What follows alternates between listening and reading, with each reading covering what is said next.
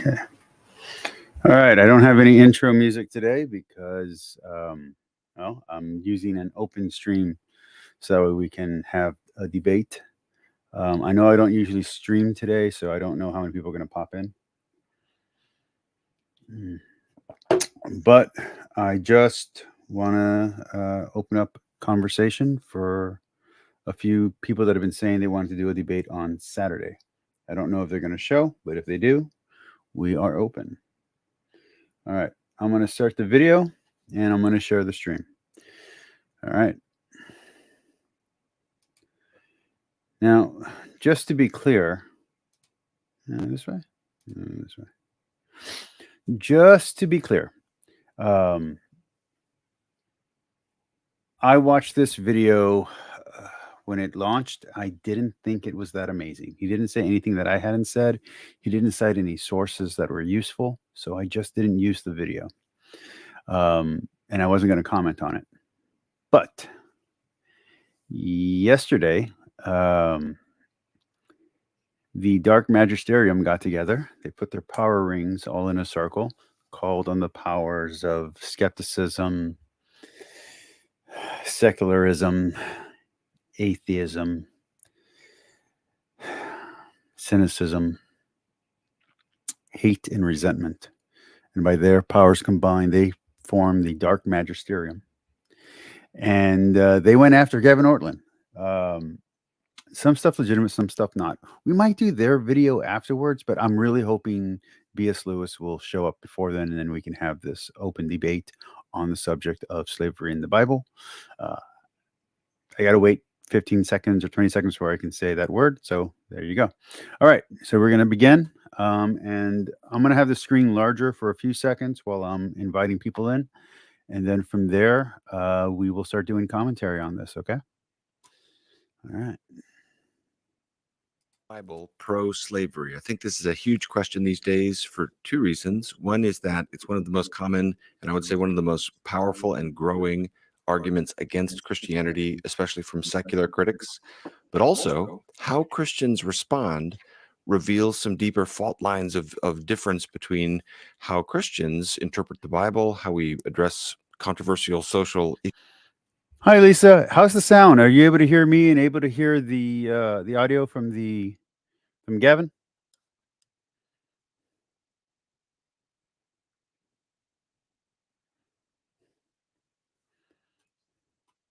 Issues today. So this is a really important issue.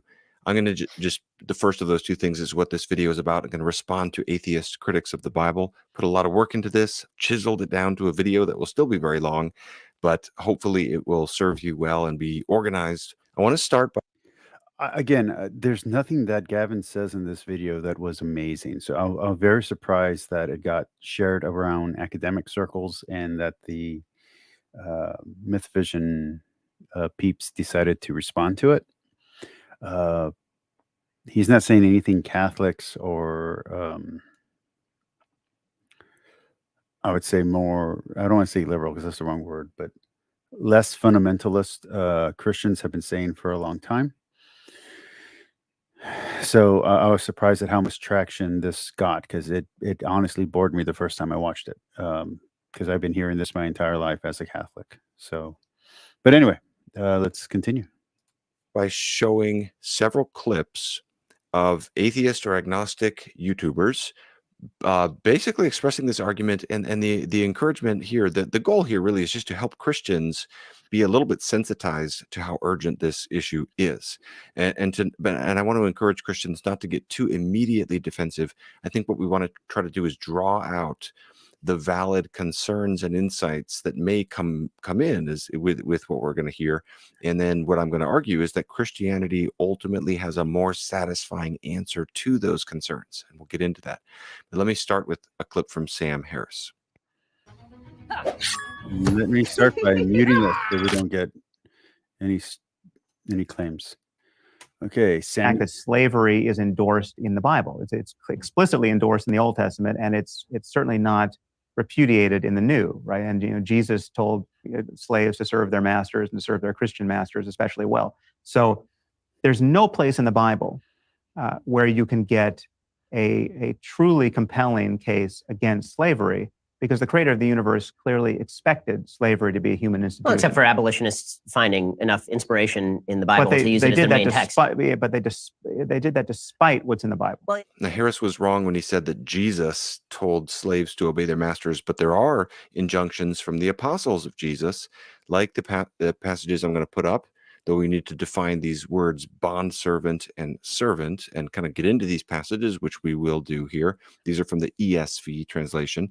But you heard Sam Harris, he put this in a common way. He said the verb endorse came in. The Bible endorses slavery. So he was saying abolitionists like William Wilberforce were acting despite what was in the Bible. Now, that interview is a little bit older, but that same appeal, okay, this is so common right now. We hear this a lot. And just to give you a sense of the intensity of it and just to acclimatize us to this a little bit, let me show a few short clips of how it's often framed, and then we'll get more into some of the content and concerns as we go here. Here's a recent video from a channel called Mindshift. This is a topic that drives me absolutely wild. Why is this guy getting so much airtime? I don't have another way to say this, so excuse me for sounding crass, but he pussied out when I did a 3-night video watch of his own material, and he took it as a challenge to his very core and being. This guy is not a good representation of strong atheism. I don't know why this guy's getting so much airtime and so much play. There are much stronger atheists out there, some of whom are my very good friends, who their channels are woefully underserved by the algorithm. So there are way better and way stronger atheist arguments out there than what Mindshift is pitifully putting out there. Find that there is no excuse, and there is clear evidence of what the Bible actually says about slavery. I'm not talking about indentured servitude. I'm talking about slavery. I'm not talking about it's just part of the world and God was working around it. I'm talking about not just condoning it, but endorsing it and benefiting from it. So here we have again that verb endorse and the claim of benefiting from it. And the claim is being made very strongly that this is not indentured servitude. This is not just that this is in the world somehow and God is working around it. I'll be interacting a little bit more with some of his comments. Again, I just want us to feel the weight of this a little bit. Here's Stephen Woodford of Rationality Rules. He's responding. And I'm also not so much a fan of Rationality Rules. I didn't like him originally because he was too crass. Now I just don't like his argumentation. I think Alex O'Connor does a much better job at objecting to Christian positions. And there's a few other really strong atheist arguments out there. If you watch Atheist Republic, they have some really good stuff. Yeah, I wish Gavin was responding to the Mythovision crowd. I wish he was responding to. I don't even like Apologia's argument stuff. Like I like Apologia, I like Shannon Q, but I don't think their arguments are the best arguments against Christianity. I think the stuff coming out of Mythvision, coming out of Digital Hammurabi, Dr. Kip, because he's kind of part of that crew, and I think he's hosting some of these videos. But the stuff coming out from Dan McKellen, that stuff is really strong stuff. I don't know why Gavin and Trent and a few of the other better apologists are not focusing on those better arguments. I know the implication is that they're either scared to or they don't have arguments against the stronger academic claims. That might be true, that might not be true, but I wish they would stop attacking low-tier atheist arguments. Low-tier shit is for people at my channel size, not for people at Gavin and Trent's channel size. And Jimmy Akin doesn't really do this kind of thing, so it doesn't. I'm not going to include him in the complaint. But apologists really need to start if they're going to really be apologists, they need to start going after the stuff that's actually legitimate and stop going after the shadows under the bed.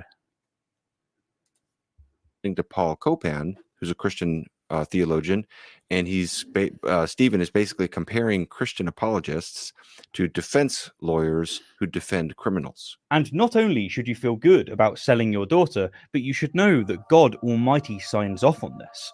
God said that it was good. I like how he picks the Catholic Church for that one. I swear, Paul Copan should have gone for a career as a lawyer instead of an apologist. Can you imagine? I know it looks like my client was being cruel when he sold his children as slaves, but you have to understand that this was actually an... And again, this is such low-tier bullshit. Look, if God's cruel, so what? That doesn't disprove a God. If the people's understanding of God is inconsistent book to book, that doesn't disprove a God. If God endorses slavery, or if God allows for slavery, that doesn't disprove a God. So these are not, and I'm talking specifically about mind shift. I'm talking specifically about whatever this guy's name is. I can't, rationality rules. I'm talking about those level arguments. These are not the arguments that are going to knock out a Christian unless the Christian is really not well informed. Look at the arguments that are happening with Dan McCullen on the language and the use of language and the denial of definitions. That shit is tough. That's hard to counter.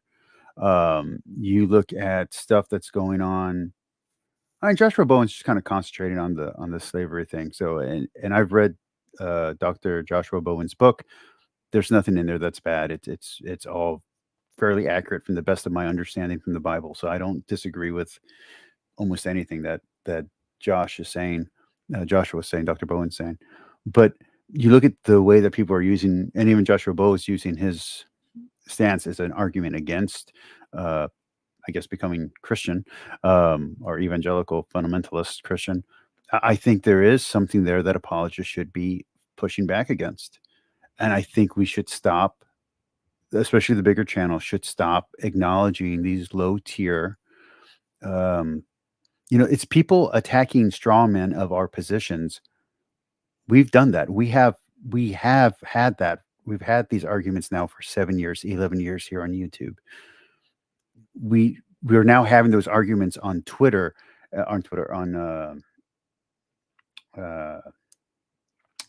the crap's it called?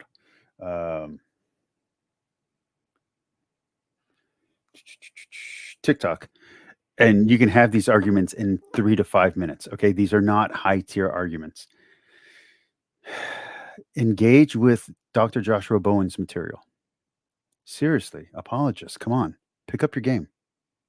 An act of kindness so that the children would be fed by their masters. Wait, never mind. An apologist essentially is a defense lawyer for God. Now, remember that passage about selling your daughter later when we get into the category of case laws a little bit down the road here. But for now, I just want us to see the force of this attack.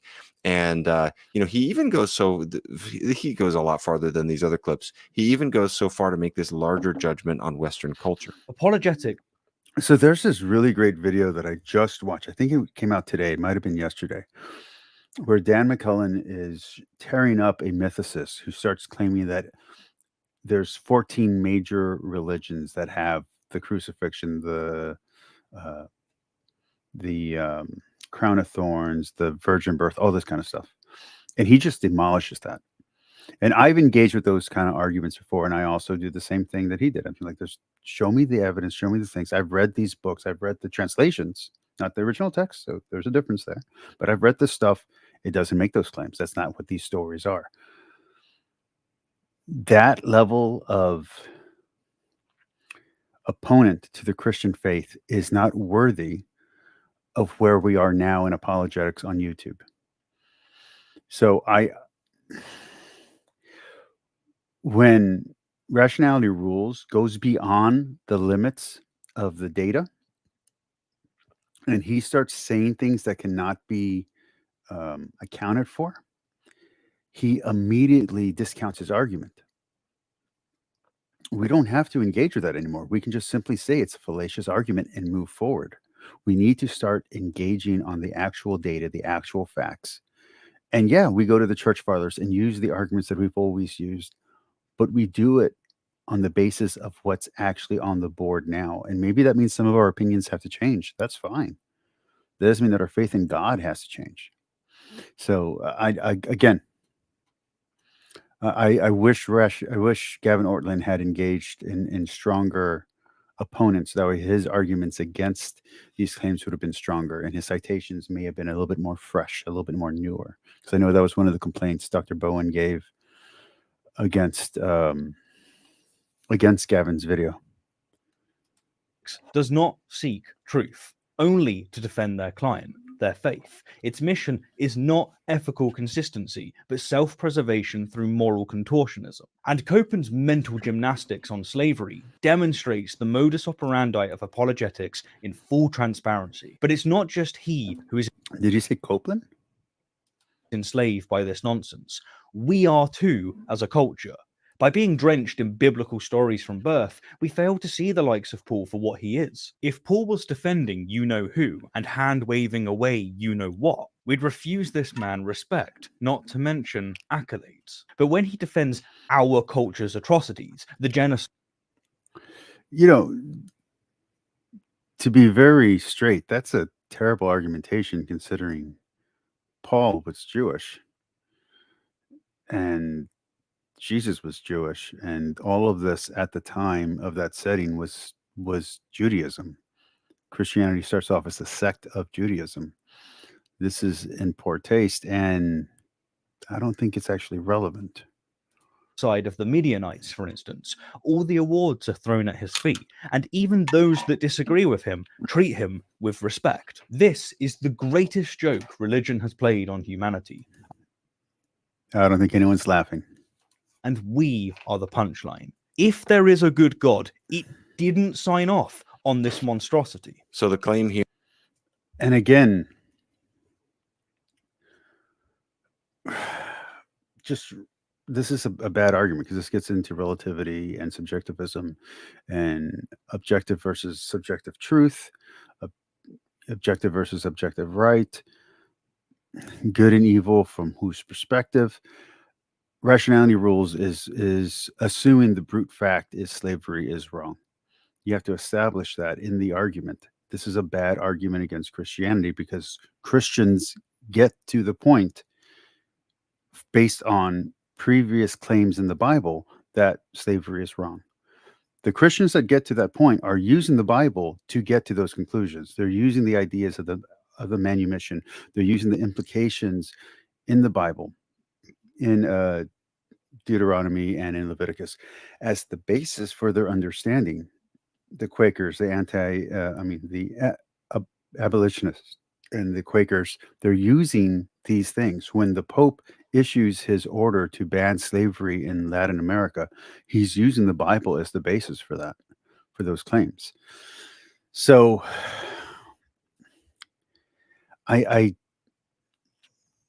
this is not a good argument against the Bible's principles. And then you get into other problems, which is when was this written? When were the laws written and were they actually followed? Were these rules as they are set up actually followed? Or are these hypothetical rules that were written later that kind of represent a ceremonial law that was never actually in place in that culture? And it's reflecting maybe the Israelites' understanding of the greater Mesopotamian laws of that land, of that culture, of that greater culture they're part of. So those are the questions that I want to ask a scholar or someone who actually does this. I want to ask questions about the dating, questions about how these laws were actually enforced, were these laws actually ever functional in Israel? What was the ratio of slavery in Israel in actuality when Israel was an independent nation, if Israel was ever an independent nation? I mean, if we're going to argue that David didn't exist, was there ever a united kingdom? If there wasn't, then what are we actually arguing about? So these are the questions that I would want to ask a scholar one-on-one. Lisa, I know you don't like Paul, and I know you've heard my conversion story before, so I won't get into it. But you know that Paul was a big part of my conversion into the Catholic Church because I really didn't like Paul, and I needed questions answered. So yeah. Here is the Bible is like Nazism, and if we can't see that, we're just we've gotten so used to it. You know, we've grown up with it. We have a blind spot, something like this. A little less bombastically, here's Alex O'Connor at the conclusion of one of his older videos. So in summary, my video... This is the Alex O'Connor that I know, by the way. The new Alex O'Connor is so sharp and so clever that I'm surprised he's not embarrassed by all the videos that he made back when he was an obnoxious atheist versus his approach now, where he actually knows most of the material and understands the arguments much better. Today serves two purposes. First, I obviously hope to have shown you that slavery is in fact condoned in the Bible, and it's not some nice kind of slavery, if there can even be such a thing. But second, I think this serves... And again, slavery was considered a natural condition. It was considered a fact of life, like working, like getting up in the morning, like having to, have only one partner or monogamy. These are just considered almost brute facts, not completely brute facts. So you have to look at the culture that the Bible is written into.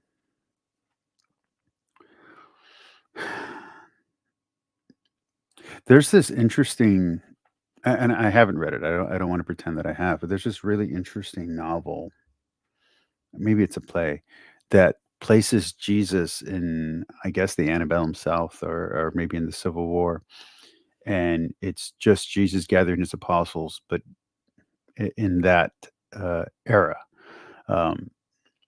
and something like that, I think, is a great mental exercise. So that way we can separate out what our preconceived notions are of what Jesus' ministry meant and how it would relate. Those same words relate to today, or to the period of time that we're actually arguing about. And I do think that's part of the problem, is that a lot of times when we're arguing these issues, we're not arguing, and I mean the lay atheist to the lay Christian, we're not actually arguing about the slavery of hypothetical people that may or may not have actually existed. We're arguing about the slavery that happened in the United States. And I think that's a very different argument. And I think when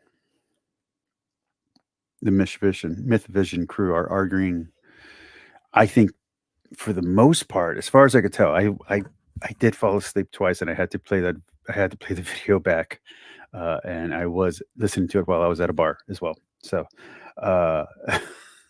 it was a long video. It was like over 3 hours, or about 3 hours, or a little bit over 3 hours. I think they are arguing about the actual conditions in Mesopotamia. I just don't know if they're arguing over what the actual conditions were after these laws were written, like once they were written, after they were in effect. Because again, were they ceremonial laws, or were these laws that were actually followed? Was the culture actually practicing these laws, or did that culture even exist? Because I can write a fictional America. Look at the Book of Mormon. I can write a fictional America that never existed, that had laws that are similar to ours.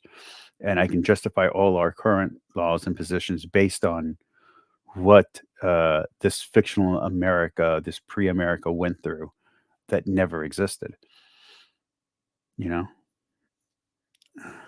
Serves as a demonstration of just how important it is to contextualize biblical injunctions. When someone shows you a verse that seems to be anti-slavery or something like that, just take a minute to read the sentences surrounding it. Sometimes it's as simple as that. And likewise, don't go throwing around Bible verses that you think make it out to be an evil book if you're not sure of what context those verses are speaking in. Be careful reading that Bible. It's a dangerous book. Okay, so this advice at the end there is really great, to read the Bible contextually, and props to Alex for recognizing that both sides can fail to do this. Let's talk about Christians first, because contrary to what Stephen was saying, the only kind of apologetics I don't even like the category of apologetics all the time. The only kind of apologetics I'm really interested in is one that is ruthlessly honest and willing to even be vulnerable and kind, in the midst of the polemics.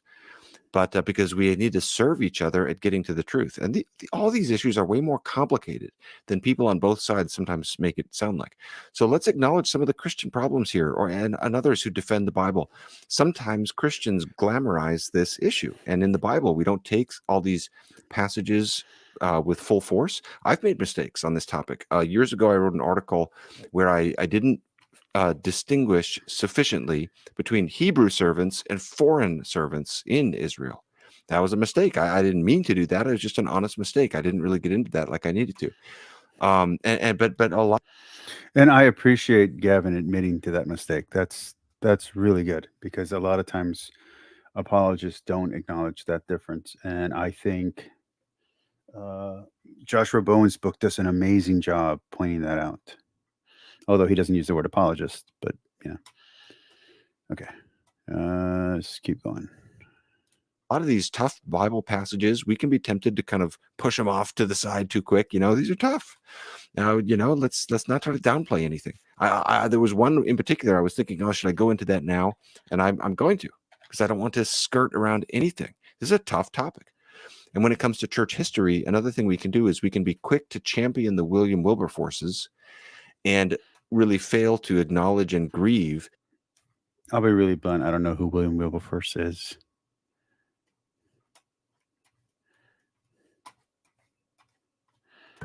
Hold on. We have a celebrity in the room. How much sin there is in church history. And many times Christians have been sluggish to act as Christ would want us to act. And, these kinds of concerns don't just come up on YouTube. I've been reading this book by Kyle Harper. I don't want to get anybody excited, but there's a celebrity in my room, someone who is dapper. I like to call him Dapper Dan. He is well vocalized. He's an amazing anti-Christian apologist. He's so dapper. He's so amazing that he made the devil cry one time, because the devil was like, I could never be as clever as you, boy. And I was like, wow, I was there that day. If he comes in, I hope he does. This is an amazing work of scholarship. This is the kind of book you read the first 10 pages and it's like, wow, this gives you a sense of how good a book can be and just all the work that goes into it. And he's basically giving a portrait of give me one slavery in moment, the Roman okay? Empire I'll in add you the in a 4th century AD. And he's basically arguing setting that up the room. you shouldn't just see that as then evolving into medieval serfdom, but basically he addresses Christianity a lot, and he says Christianity accommodated itself to slavery. He says the Christian ideology of slavery, which emerged in the 4th century, represented neither a critique of nor a challenge to the Roman ideology of slavery, but rather a baptized version of it. Now, I'm going to push back against that claim later toward the end of this video just a little bit, though he's, I'm not trying to challenge him and his expertise. He knows a lot more about what he's writing about than me, but I do want to give some comments about that, pushing back a bit. But I'm just raising this now as an example of the kind of thing that Christians need to wrestle with, trying to be honest. However, if Christians can glamorize the Bible. All right. I'm going to go ahead and introduce 2 guests right now, and I'm going to unmute them one at a time. I'm going to introduce Lisa first, and then I'll introduce B.S. Lewis. This will not be a joking intro. It'll be an actual intro. So for those that don't know, I used to debate weekly in atheist chat rooms. I didn't just go to one chat room, but there's one chat room that I went to more than anyone else's. And that channel was Garmania. RIP, my friend. I hope you are doing great in your retirement. He graduated from YouTube, my friends. The first person I want to introduce is Lisa for Truth. She's been on my channel before. She is an atheist. She comes from an anti-fundamentalist background. She has a channel that I have not been on, but she likes to question Christians there. Lisa, if you can unmute, please introduce yourself. Yeah, I'm Lisa for Truth, and saying that I have a YouTube channel, I do get angry sometimes because I was a fundamentalist, and that really gets my goat. I don't really have a problem with progressive Christianity or moderate Christianity. I do have a problem with fundamentalism, especially where we are right now in the country. That's all I'm going to say about that. Okay. Well, okay. I'm now going to introduce BS. Are you ready?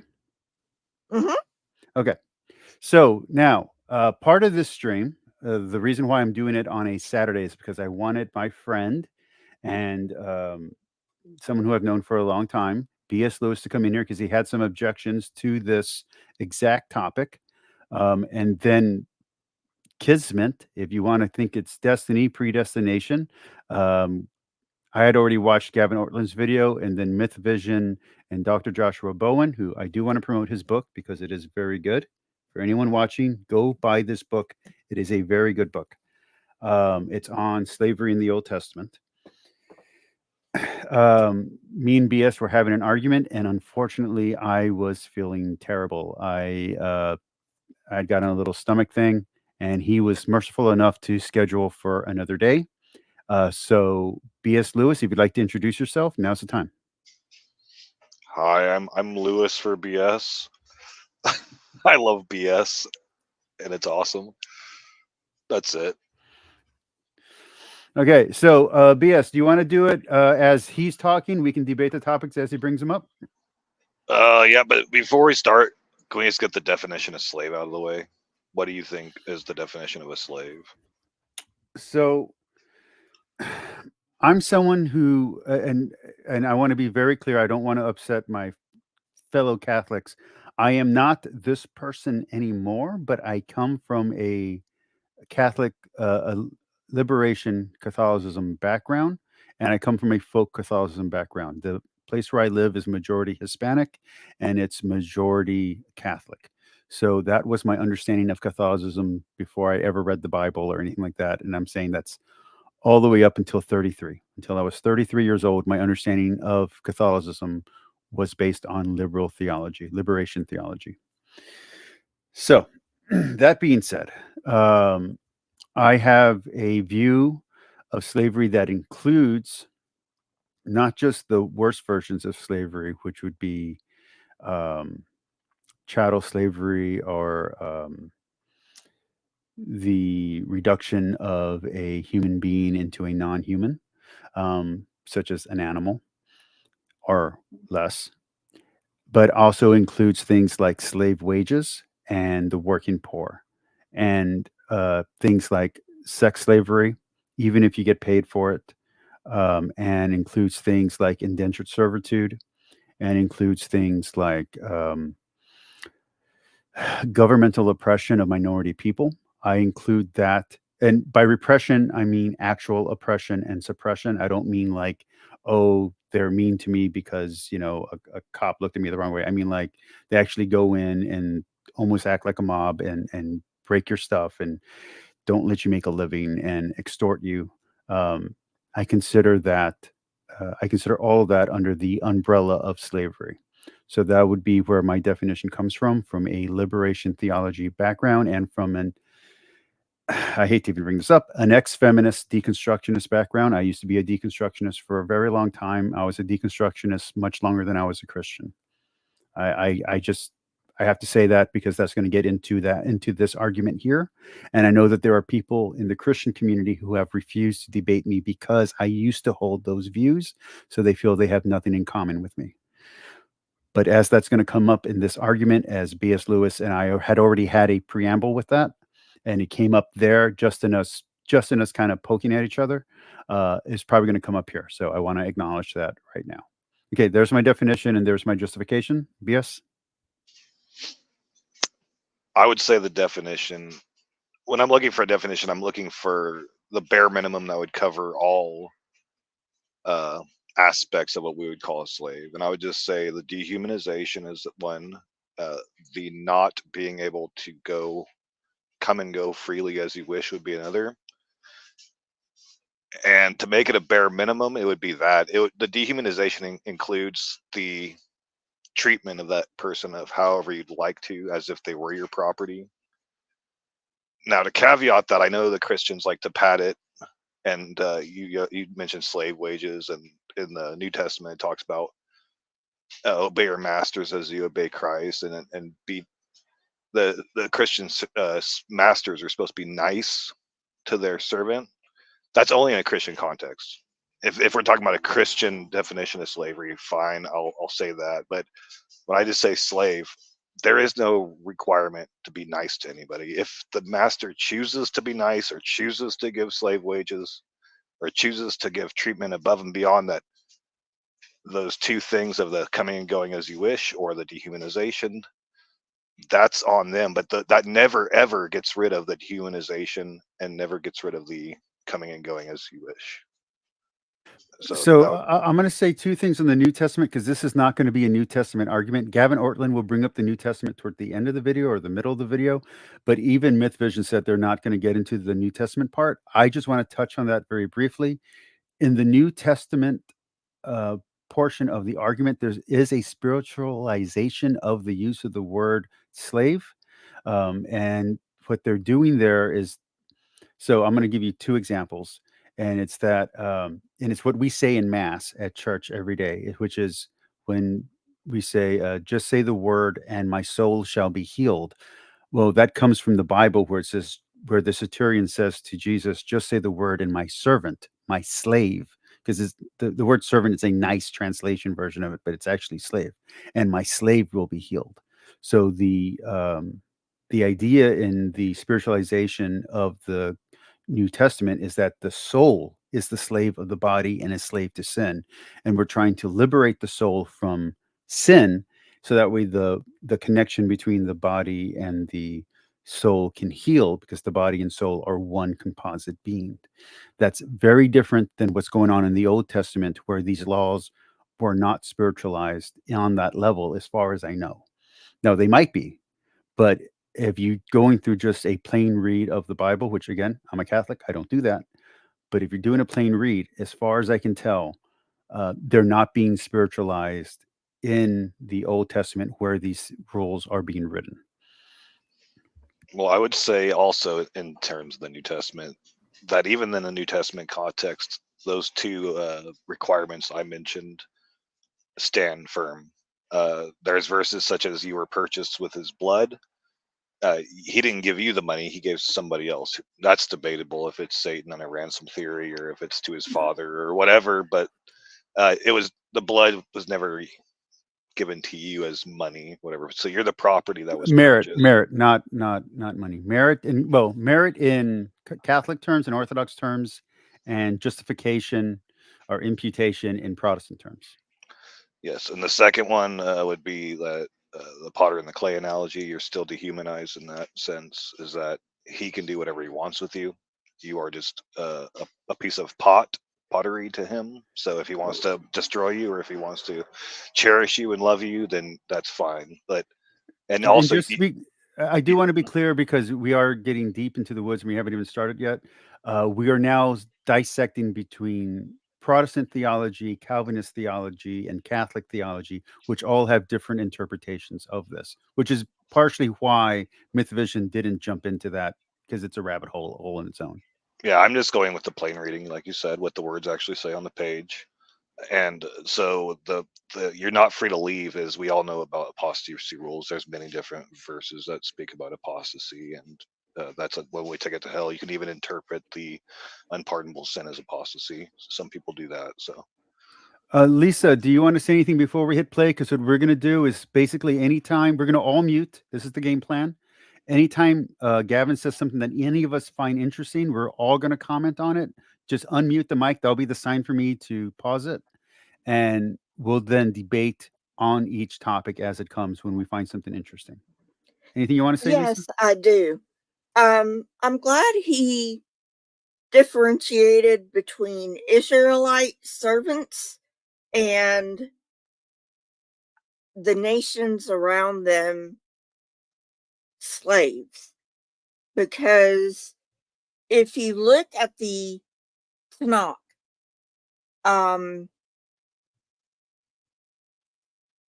the Israelite servants, they go free after a period of time.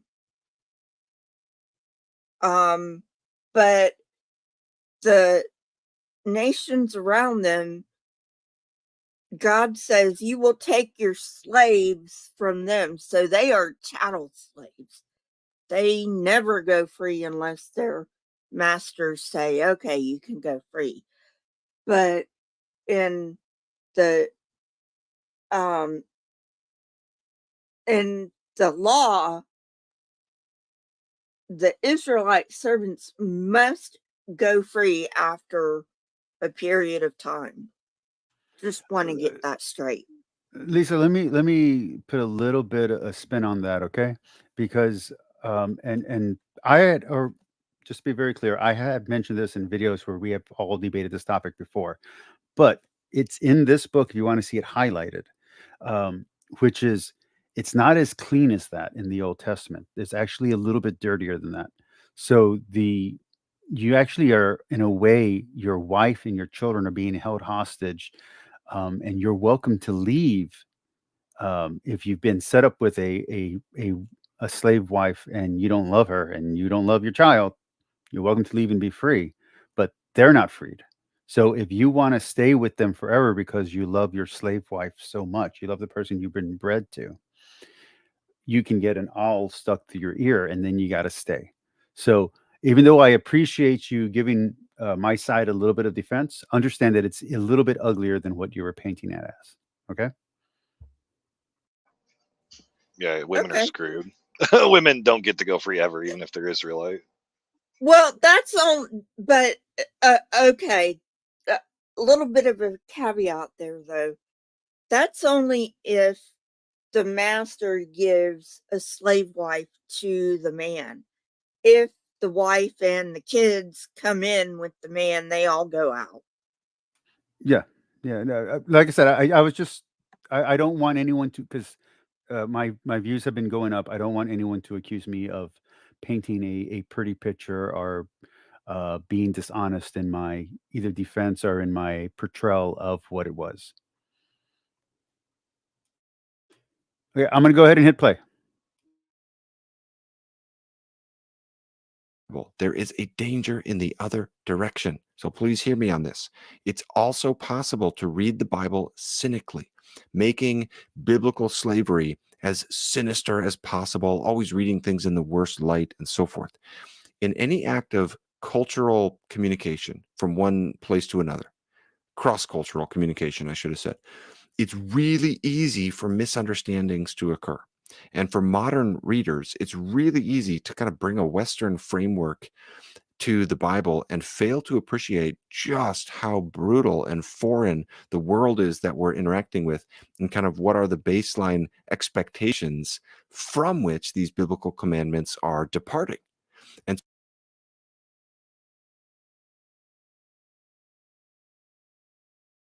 And I want to say this right here. I want to give credit to Gavin for doing this, because I made an ass out of myself a few years ago when Mike Winger tried to do a video like this, and I tore him up a new one, and I lost a lot of audience because of how offended I was by what Mike Winger was saying. So I do appreciate that Gavin Ortlund is at least acknowledging the realities of life under Mesopotamian rule. Anyone have anything to say, or I'm going to go hit play again? Are you one of those types, Alpha, that tend to give credit to the Western culture because of Christianity? Well, I don't deny history, so you can't get there without the Bible. I don't think we'd have the same society if the Bible didn't exist, but you can say that for any book that was written that's influenced Western society, like the Republic. I'm pretty sure even the Iliad and the Odyssey has a lot of influence on our culture. So why do you think this guy's so harsh in this review to try to distance the Bible from the Western culture now? I don't think he's trying to distance. I think he's trying to say that we get stuck in our modern perspective and we're putting anachronistic, and I even heard this in the third hour of the Myth Vision podcast. In the first 2 hours, they were careful not to do it, but you get to the third hour and they start doing it. They're putting anachronistic standards onto the Bible, which makes no sense whatsoever. This was written in a context and a time where these things, human rights, all of this stuff, was not part of the culture, was not part of society, was not part of the way that people thought of life. So it's really weird to, like, let's just say we want to talk about female rights. It's really weird to think about the Bible or the Quran in a way that would be acceptable to modern feminism, whatever wave of feminism you think we're on. The idea back then was that women were subservient and they had to be in a separate house. They had to be in a separate part of the house. They couldn't even sleep in the same room as their husband, let alone interact with other men. So you have it's a very different culture. So when you're talking about slavery in that culture and how slavery worked and what the moral rights of that are, I think it's really, if not foolish, wrong-headed to try to put our modern standards on there, because slavery wasn't considered evil until maybe 150 years ago. So you really, you can't get there. You shouldn't be able to get there from when the Bible was written. Well, that's why I bring it up, is because usually when this Old Testament slavery issue is brought up, it's in the moral context.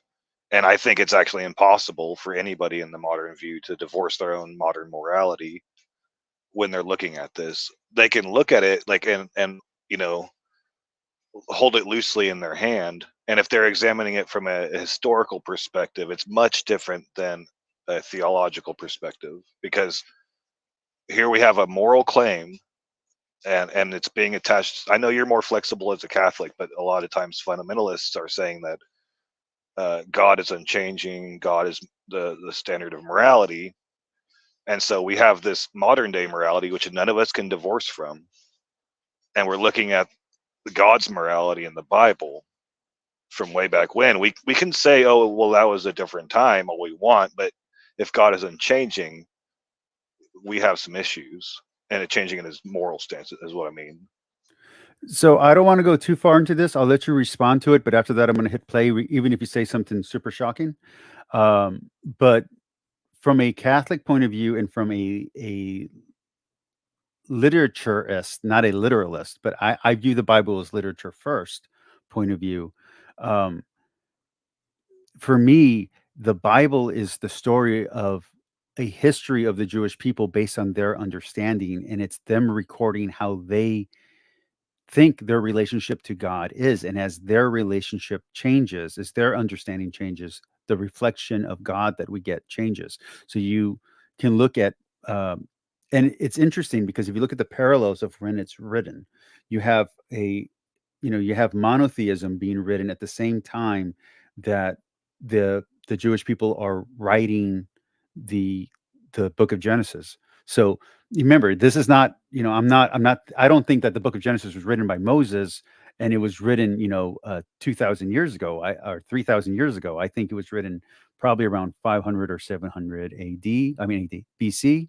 And I think that, these are priests and these are people who are trying to set rules to reflect the culture that they're in. They're trying to say, hey, the pagans are bad. Hey, these activities are bad. And when I say that the book is inspired, I'm thinking about typology here. I'm thinking about how Jesus and Paul reinterpret the Old Testament to say new things. That's what I'm thinking of inspired, is that these books were chosen later because they are able to compile together a univocal voice that wasn't necessarily intended by the original authors.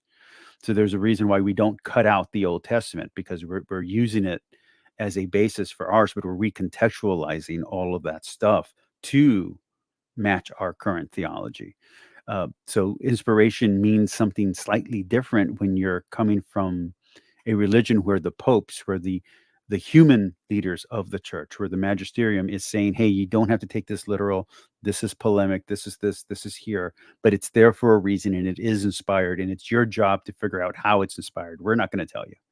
So it's a different approach than the Protestant approach, but it's still dogma. It's still stuff that myth-vision people will all have a problem with. I'm using them as an example because I can't think of a better atheist group right now. Not that they're all atheists, but you know what I mean. I can't think of better arguments against the faith than what they're putting out there. So that's why I'm using them as an example, not because I think they're the arch enemies. I'm not worried about that. That's fine. I was just saying, to answer this guy's objection, to try to keep in mind the morality of the time and day. It's my stance is it's impossible, because you're going to be you, because you're born into this society, and society has a huge role in shaping your morality. So. And again, my counter was very simple. It's that it's reflecting what the Jewish people of that time thought of their reality. It's not a guidebook for today's reality. Well, that's where I would disagree with you, because Old Testament authors and New Testament authors and church fathers all said that the law is given by God, and this is part of the law. Yeah. We can argue about that. We can argue about that later. But yeah, he's unchanging. So I mean, his morality is unchanging. God's unchanging, but people's understanding of God isn't unchanging. And I'll use the example of Psalms. In Psalms, it says, "I do not want Holocaust. I do not want animal sacrifices. You are the ones who said that we needed those." And so now remember, you can read Leviticus and Deuteronomy where you see kill 2 pigeons, bring this, bring that. And then you have Psalms saying, that wasn't me. That's you all. You all wrote those. I told you to be good to each other. So why try to harmonize it? Just admit it's a contradiction. If you can see plainly that it is a contradiction, why not just accept it instead of try to harmonize? Well, it has to do with hermeneutics, and it has to do with finding what the understanding of God is and how it can change and how much latitude we can take when reinterpreting things. It's giving us lessons as religious people on what the limits are for our personal interpretation and for what we can teach to people in our faith. But from a basic logic perspective, you can't hermeneutically erase P is not P. That's breaking the law of identity when it comes to logic. So if God did command sacrifice and he did not command sacrifices, those are two logically contradictory statements. And I can make the same argument. I'm not bringing this into it. I'm just using it as an example. I can make the same argument against the Quran. It doesn't mean that people still don't follow the Quran. I still follow the Bible, regardless of whether or not different people had different perspectives when they wrote different parts of the Bible. And I agree with you there. I think, David and the Leviticus authors are on the same page for sure. Okay, I'm going to hit play so we don't get logged down. Lisa, we didn't let you speak. Did you have anything, or can I hit play? You can hit play. So what I want to try to do here is just maybe invite you to consider this with a fresh mind. I always try to think of people who are in the middle, so I'm not reacting to the extremes as much, but people who are of good faith kind of wrestling with this. I know a lot of people are. Believe me, I do pray for the people who watch my YouTube videos that when you're struggling, that God would, if it sounds hopefully not weird, I pray that God would kind of communicate the peace and assurance the Holy Spirit can give through the content that's being presented here. And that's what I hope for this video. So what I want to do is basically argue that not only is this issue of slavery in the Bible not a falsification of Christianity, but Christianity has been and is a powerful force against slavery in the world. If, like me, you are against slavery, Christianity offers us powerful resources for that end. So I think he's missing a point here. In Tanakh, God's rules were for the Jewish people, period. But in the New Testament, it's supposed to be for everybody. Okay, so not only do you have different, okay, so forget Tanakh, because as far as I'm concerned, we're done with that because it's for the Jewish people only. But when we get to the New Testament, we're talking about this is for everybody, and not only that, but it's specifically meant for a Gentile audience, not necessarily a Jewish audience. So we're talking about a different type of slave, if that makes sense.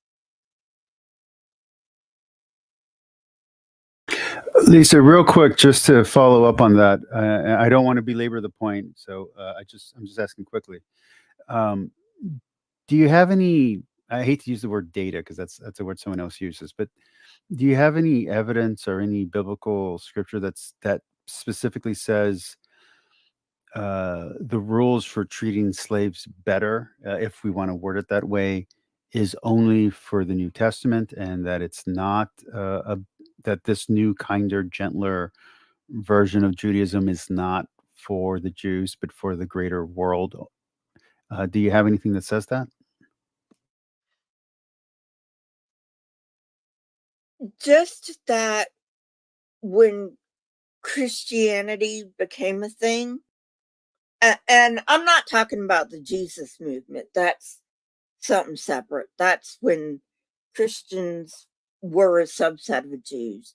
But when Christianity became open to the wider Gentile nations, that's my data point, for lack of a better word. BS, did you have a comment on that, or go ahead and hit play? Did you watch the recent O'Connor Craig thing about the divine command theory? Yeah, I mean, you talked about it actually briefly. Yeah. So that thing got me all riled up. But if Craig is true in that moral command theory, this guy's talking about how he's against slavery. That's the video that got you hit as anti-Semitic, right? No, that was my cartoon. Oh, okay. But yeah. So if he's anti-slavery, but God is still pro-slavery, this goes back to the last thing I said to you. Like, he's going against God's will, and so it doesn't matter. The whole point is the point that Craig was trying to juke and dodge and dive from was the epistemology of how do we know what God wants.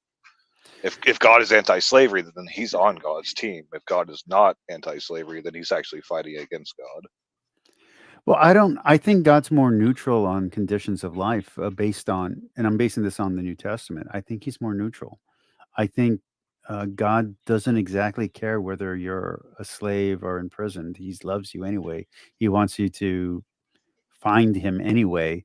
I don't think he's worried about your personal condition. I think that's a read that a lot of Protestants get on the Bible.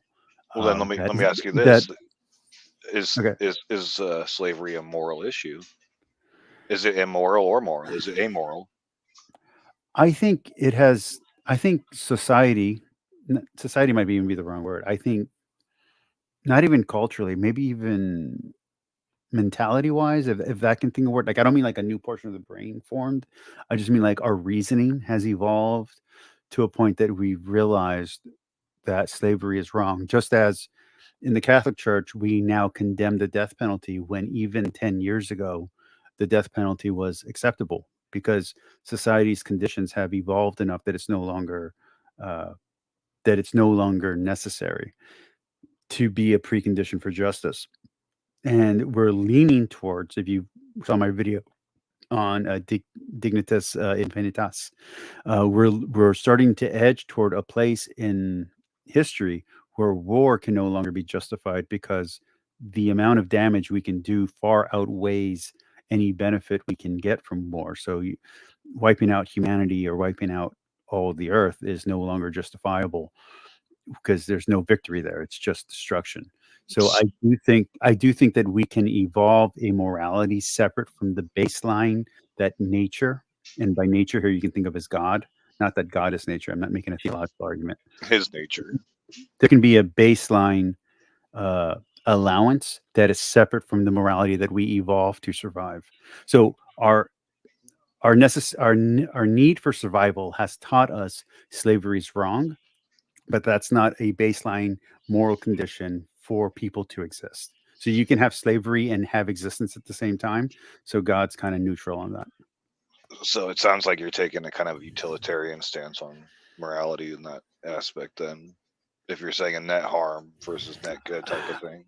I'm actually more taking an evolutionary stance on it, that we've evolved to the point that we understand that it's wrong. But I don't think in societies where there are less people and there are less abilities for, let's say, cultural, like agriculture, for defense, for that kind of stuff, for breeding, I don't think those societies would have the stability to understand that it's wrong. So even if like, let's just take Craig's argument. Even if God says that it's wrong, the societies themselves were not in a place that they could understand that it's wrong. Now, I'm not making Craig's argument. I'm just using that as a key into the way that I'm thinking. Yeah, I understand. But DCT is going to play a heavy role in the slavery talk too, because explain that. I'm gonna mute myself. Explain that a little bit. Utilitarian wise, we've already shown that slavery is a net loss for society through many different like sociological studies, and it's not only a net loss for society, it's a net loss for the individual slave as well.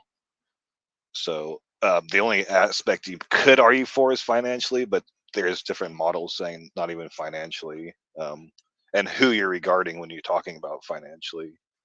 Is it actually a net gain for society? Would you say that still holds true though for sorry, my wife's calling me. Would you still say that holds true for pre-economic societies, for pre-monetary societies?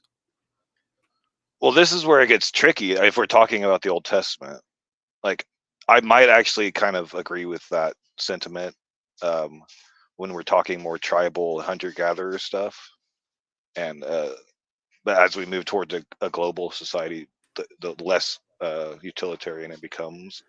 I'm going to sound like Sargon over Cod for a second. I think we've all played Civilization, and we've all had our guys go collect the other town that we conquer. So yes, yeah, you only have to play enough Civilization to get it. But I would say, like, if we're talking specifically Old Testament and specifically supernatural miracles, then there's no reason for it at all. Like, my biggest gripe with the atrocities and the Canaanite stuff is that God had man doing his dirty work. He could have had the lands cleared out supernaturally by many different means if you just use your imagination before the Israelites were asked to kill them in the first place.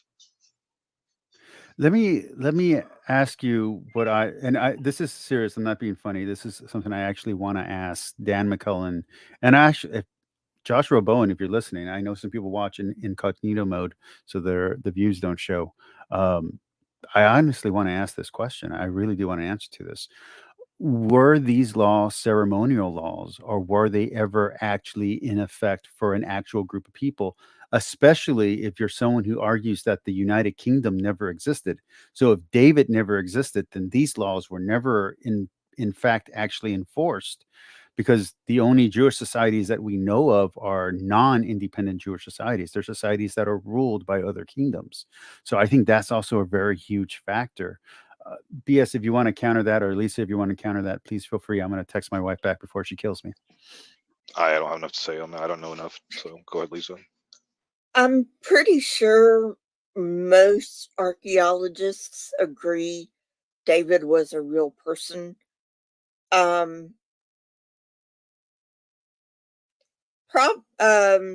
I know most archaeologists also agree that the United Kingdom wasn't as big as the Bible wants us to believe.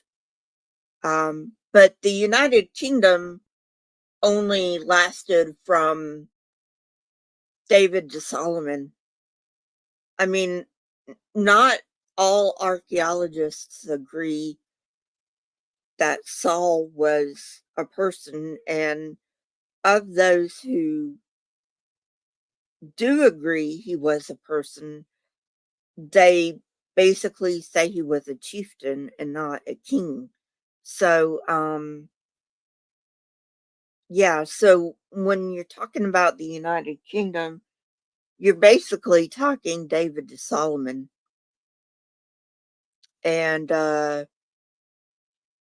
why there's a discrepancy between archaeologists is there's a I forget what it's called.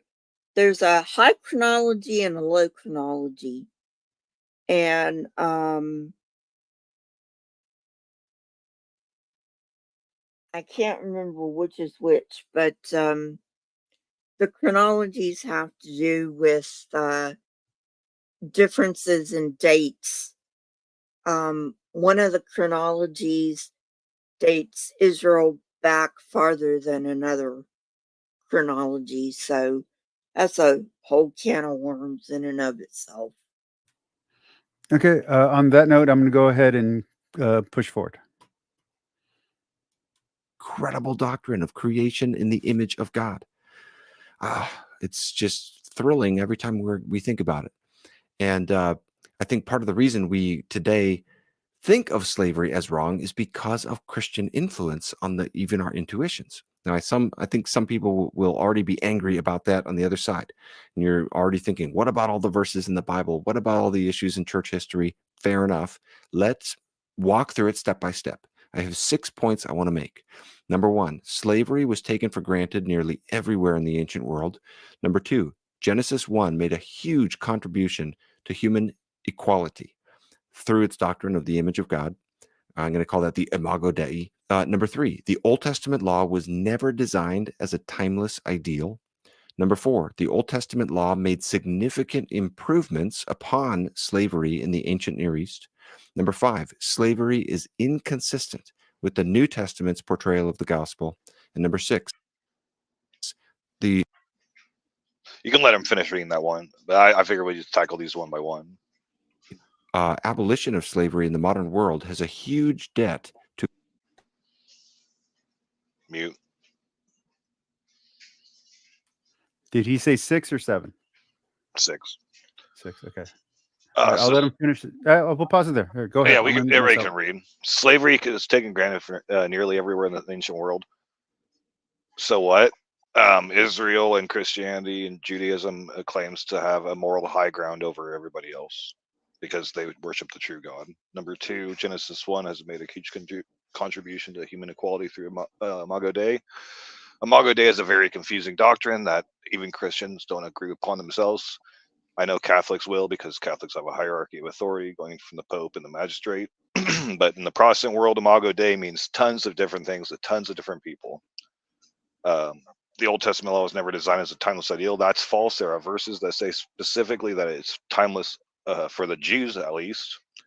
So if he's going to say, well, it's not for Christians, fine, I'll give him that. But for the Jewish people, these laws of slavery are still in effect today, because there are specific verses that say that the law is eternal, God's word's eternal. Even Jesus says it in the New Testament. If you think Jesus is God, whatever. But the Old Testament law made significant improvements upon slavery in the ancient Near East. False. The Code of Hammurabi had less strict rules on slavery in some regards than Israelite rules for slavery. 5, slavery is inconsistent with the New Testament's portrayal of the gospel. In some ways, like you said, they get spiritualized, so you can kind of metaphorize or whatever some of the stuff away. So I might give them that one. Allegoricalized. Allegoricalized, that's the better word. And then the widespread abolition of slavery in the modern world has a huge debt to Christian influence.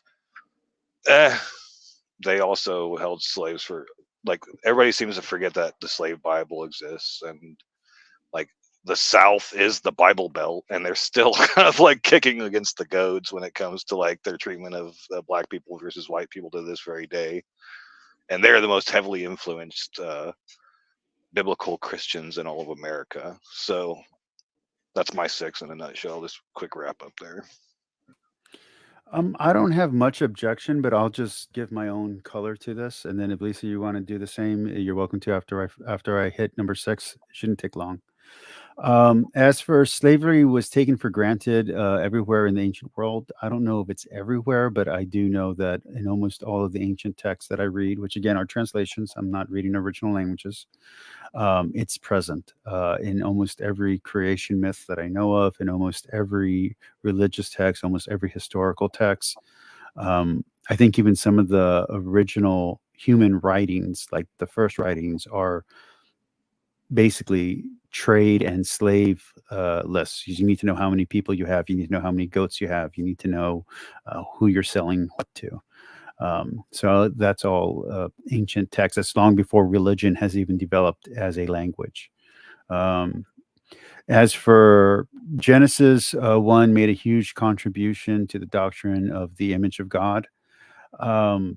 Yeah, but so what? If you're still in slavery, if you're like, look, Cain and Abel, image of God, brother still killed brother. So that's not exactly the argument that I think Gavin thinks it is. The Old Testament law was never designed to be a timeless ideal. I don't think it was meant to be an ideal, but I do think it was. The code is unbreakable, and the old covenant can never be broken unless you're calling God a liar. So I don't. I was on the opposite side of most people on the Christ is King controversy with Candace Owens. I was on the side of the Catholics, on the side of the more theologically verbose, where we were saying that it is not acceptable to use that as a hate statement against Jewish people because God never breaks his covenant. So the old covenant's still there. It's just closed. We're now in a new covenant. The old covenant is for the Jewish people. And if they choose the new covenant, that's salvation. But that doesn't mean that God hates the Jewish people. God still loves them. It's just a different covenant. They're two different contracts. The Old Testament law made significant improvement upon slavery in the ancient Near East. I think that's true, but I think that's also true for a lot of religions that came post Roman era. You look at Islam, you look at some aspects of Reform Zoroastrianism, you look at what Hinduism became after classicism revolted in India currently. I think a lot of religions do go through a cycle, and they do find a way to reinterpret the old law to fit their new understanding or comprehension. Where was I? Slavery is inconsistent with the New Testament portrayal of the gospel. I say it's incompatible with Jesus' morality. I don't think it's incompatible with what the gospels actually say.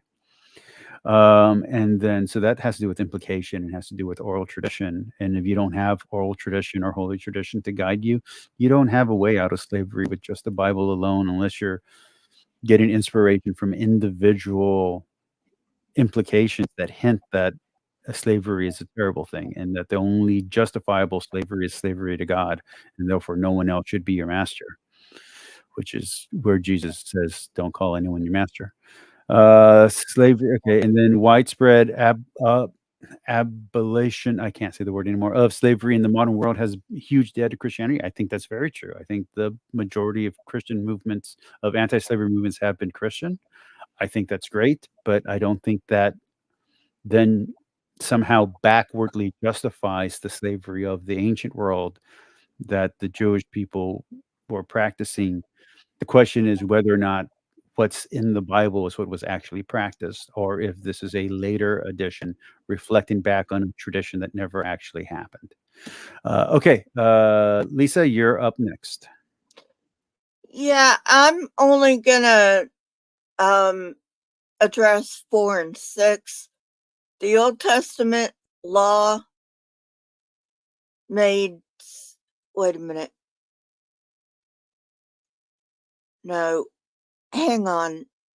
I can barely see because of my cataracts. Hang It on. made significant improvements upon slavery in the Near East. No, I'm talking about the one that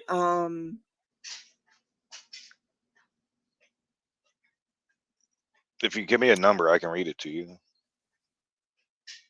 number 3. The Old Testament was never designed as a timeless ideal. Yeah, yes, it was. It was. That's what a religion is. It's designed for all times. All right, and then 6. The widespread abolition of slavery in the modern world has a huge debt to Christian influence. No, that's called the Enlightenment. Whatever happened to the 1850 years of Christianity before the abolition of slavery? And let's not forget the abolition of slavery. I don't think, I may be wrong on this, but I don't think the abolition of slavery is even worldwide today. Now, that's not to say that the places in the world that have not abolished slavery are not majority Christian, but again, we're talking about the ideas of the Enlightenment and not Christianity, because again, Christianity was 1850 years before the abolition of slavery, not only in the UK, but also in America. So where was Christianity before all this? The Catholic Church actually condemned Christianity in very early times. I believe even with the Dacians. I have to go back and check that quote. You mean I don't slavery? You said Catholics condemned Christianity. Oh. Awesome. That's awesome. Someone clip that. Clip. And that yeah, very well could be Alpha.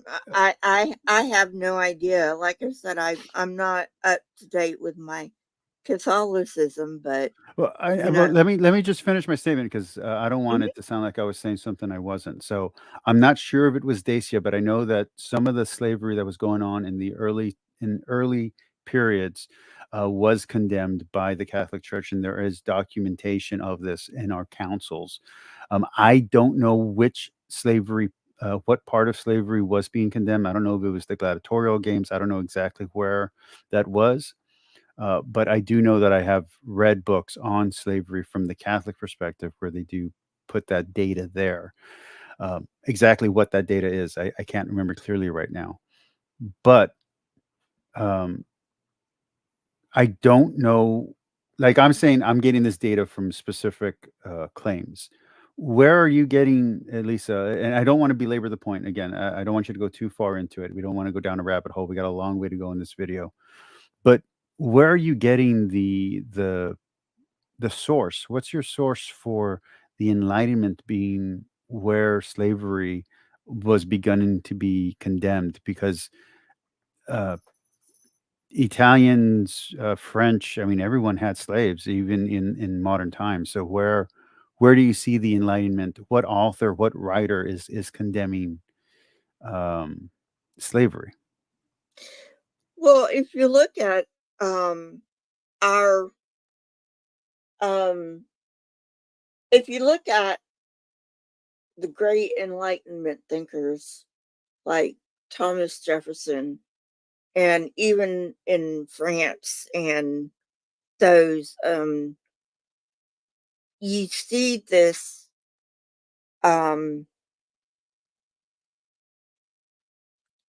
you see this idea of equality. Now, granted, that's men being equal and not women. I will grant you that, but And also, you're talking about slave owners talking about freedom. right.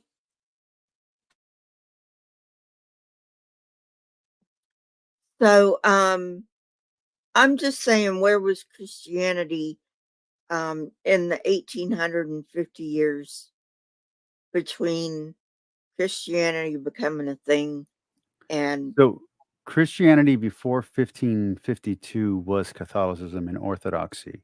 And Catholicism and Orthodoxy had a split in, I think, 530 or something like that. I can't remember the date anymore. And during that split, you saw two different cultural factions emerge that were already in conflict with each other.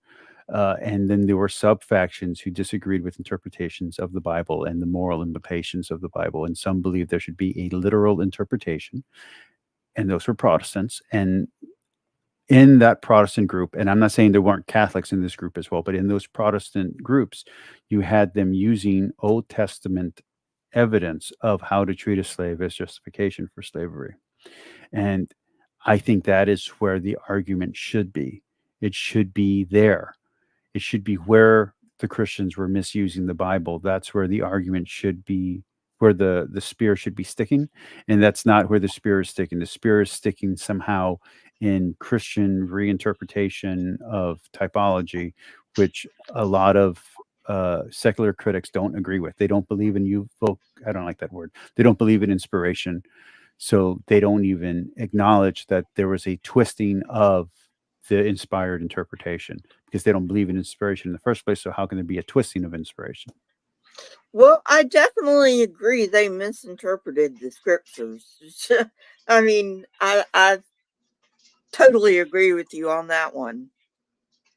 Well, we were talking about Leviticus 25 earlier and how all the slaves should be bought from foreign nations. I actually just found that in 1452, Pope Nicholas V charged Alfonso of Portugal with the Christian duty to enslave any non-Christians. It was the first act to be recorded as an international edict to literally grant a Christian nation the right to promote, enforce, and heavily profit from slave trading. And then decades later, Pope Alexander VI beckoned Christian monarchs to conquer native populations in the name of the Catholic Church, upholding his predecessor's tradition to enslave non-Christian lands. So he just expanded upon it. And so they are basically mimicking the laws from the Leviticus 25, and they're just using the reinterpretation that Christian is the new Israel. And so they're just, the Catholic Church has edicts on the books to enslave people from the spiritual nations around them. And there's one more point that I forgot to make. The curse of Ham. Wait, Lisa. Wait. I'll let you get in yours, but hold on, because he made a claim. Let me make a claim back. So I'm on one of the Catholic websites. What's your website, by the way? So we can put it so that people in the chat can go look it up. It's Medium. How Pope Nicholas V used the church to start the disgraceful slave trade. Can you put a link to that in the chat so that people can look it up later for people who watch this video later? I've been getting more views around like 10:30 in the morning for some reason. Okay, I'll see what I can do. I'm on 2 different devices, but yeah. Okay. I'm going to put a link to an EWTN article. Obviously, EWTN is an apostolate of the Catholic Church. Just keep that in mind when you look at my link, okay? That's not for you. That's for the audience listening. Okay, so we have edicts. We have papal bulls going back to 1435, arguing for the dignity of man and arguing against. I don't have a wrench, so it's not a link in the chat. Can you put it in the group chat that we have, and it'll pop up in the chat as an actual link? You can put it in the group chat from. I can't because I'm on 2 different devices. If I get off StreamYard to go to another site, it'll kick me out of the room. Okay, if you can put in StreamYard, if you can put it in StreamYard, it'll pop up as a link on. I YouTube. can't. Oh, okay. Okay, well, send it to me, and then I'll relink it from there. Okay. So I got, we have, I'm going to go from 1435, nearly 60 years before the Europeans were to find the New World. We already had a papal condemnation of slavery as a crime. And this is one of the first of the Portuguese geographical discoveries. So this is, what pope is this? This is Eugene IV of Florence, condemning slavery on the Canary Islands off the coast of Africa.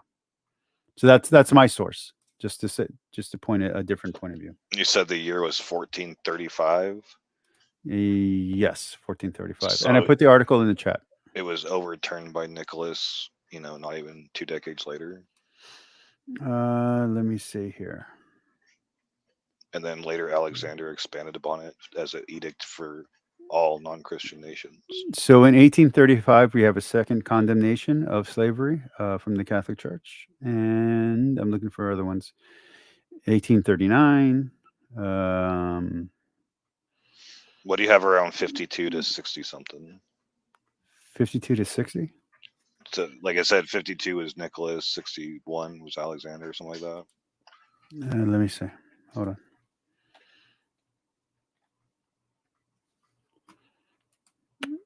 Wait, 52 is as in 5280? I mean 52 like not 1552 but like 1452. 1452. Okay, thank you.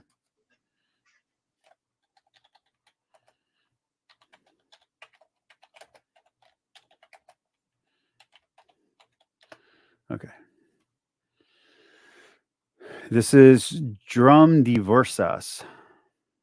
I'm going to go ahead and hit play so that the audience isn't bored, and then once I read a little bit of it, I'll pause it again. Okay. To Christian influence. Let's go fast. I told you I'm tired. I'll try to talk clearly. Let's go. First one is more of a preliminary point.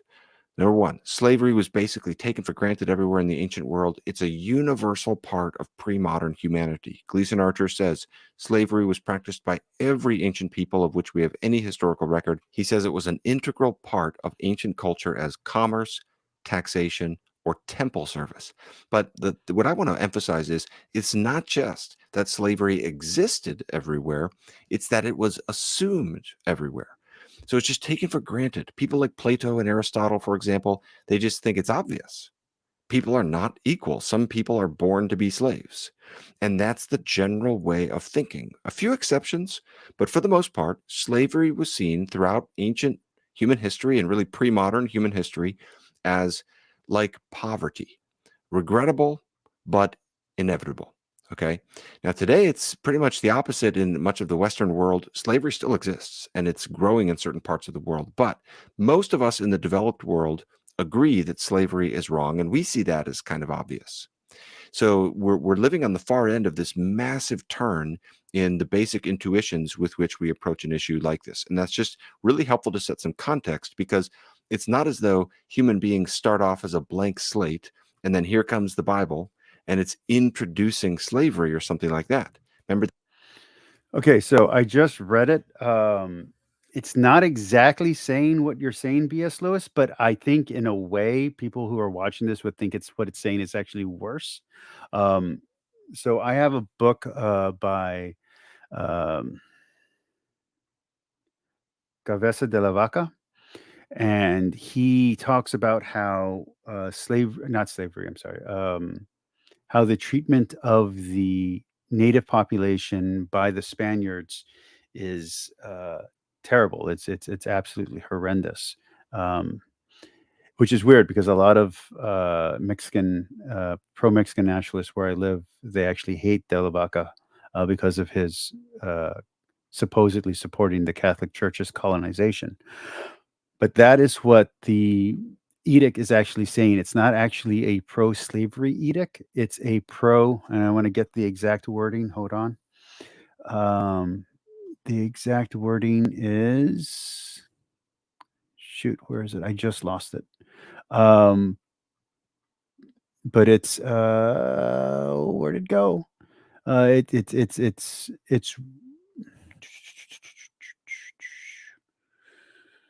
a reduction of the infidels and non-Christians. So it is not pro-slavery, but it is pro genocide. Yeah. There you go. There you go. Got it. You're right. It's so much better. Yeah. It's so much better. So much more beautiful. Such a much more beautiful picture. Yeah. So there you go. So, but it's conversion by the sword, which is again something that some Catholic apologists have tried to say has never happened, but that's clearly what that's stating there. So you can live. You don't have to be a slave or a vassal. You don't have to be killed, but you do have to convert. And if you don't convert, then you're allowed to be reduced, whatever that means. So there you go. All right. I do want to say, I don't know. Again, I don't know a whole lot about Catholicism. But when I was a fundie, their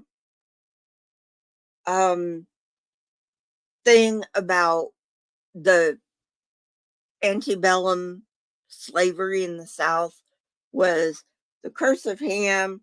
And even though the Bible never says what the curse of Ham was, they said the curse of Ham. And this is so utterly mind-blowing because these people are sola scriptura, right? Except they're not. because according to these people, the curse of Ham was black skin, which meant they were totally justified in bringing black slaves to America to enslave them. Yeah, that's not the curse of Ham. The curse of Ham does say what it is. It is that Canaan and his offspring will be enslaved by his brother. But you're right in the fact that they make some weird leaps and jumps to make his offspring black. Lisa, the origin of the twisting of a twisting, which is, I don't even know what to say, call that a double twist, like double predestination, is actually going to be with Mormonism. Mormonism had an understanding of dark-skinned people, and they were talking actually about Native Americans, but it will later be reinterpreted to be also about African Americans. And then that belief will bleed into fundamental Christianity, but it's not coming from the Bible, and it's not coming from Protestantism on its own. It's actually coming from a twisting of a misunderstanding of the curse of Ham by the Mormon Church. So just to let you know. I think the Mormons had it after the Protestants had it, though. That's where they got it from, but then they reinterpreted it with angels and stuff. But yeah, that's why I'm calling it a twisting of a twisting. Yeah. You know what I mean? But the reason why they think the Ham folk are black is because the Bible does tell you, like, where, like, vaguely where these different people groups settled. Mhm. And I think they point to the children of Ham and Canaan as settling in Africa. And then they just say, hey, I'm not sure, but I think it's Ethiopia, isn't it? It's specifically Ethiopia, yes. But there's some other regions too. But for my audience that doesn't know, and I know that I've been getting a different audience now that's a little bit more well-read, but just in case. So everyone's kind of related to Abraham, and everyone's kind of related to Adam, and everyone's kind of related to different key figures in the Bible, repopulators, if you will. Noah, everyone's going to be kind of related to Noah. So everyone's kind of cousins in the ancient world. So they all have claims to the dignity that's given through the image of God, because they're all related. So you have the Ethiopians, you have Ethiopian Jews, and now you have Ethiopian Christians. You have, different areas are being settled by different groups. And this is to show the connectedness of society in the ancient world. Now, how much that is understood by the culture who is being told these stories, I don't know, but that is the way that, when you look at it as literature, that's the way that it's being explained. On a side tangent, my last cartoon, did you watch my last cartoon with the racial stuff? And I don't think I have. Okay. Do you want me to pull it up? No, it's a long one, but it's basically dealing with the keep the virgins for yourself stuff. Sorry, but I did a little research on Zipporah, because she plays a minor part in the story, and her being black, and I found it, like, through my research, like, well, this is a pretty hotly contested subject about her race, because there's only bits and pieces of clues, because Moses marrying a black woman or whatever. But she's also a Midianite, which has to do with the whole story I was telling, because the Midianites are the ones where they got to keep the virgins for themselves. But I did a whole bunch of research, and it was like, the Midianites don't descend from Canaan. They descend from Shem, I think. Mm-hmm. And so they're not even under the curse, but they ended up with black skin. And so, like, I was like, what brought it up is because you said that they're all related, and they're all, like, centering around this Abrahamic thing, and that's actually true, because even, like, she had black skin, yet she didn't come from the curse of Ham group from Ethiopia. She came from Shem, and I still my head started to hurt trying to figure out the genetic tree of all that.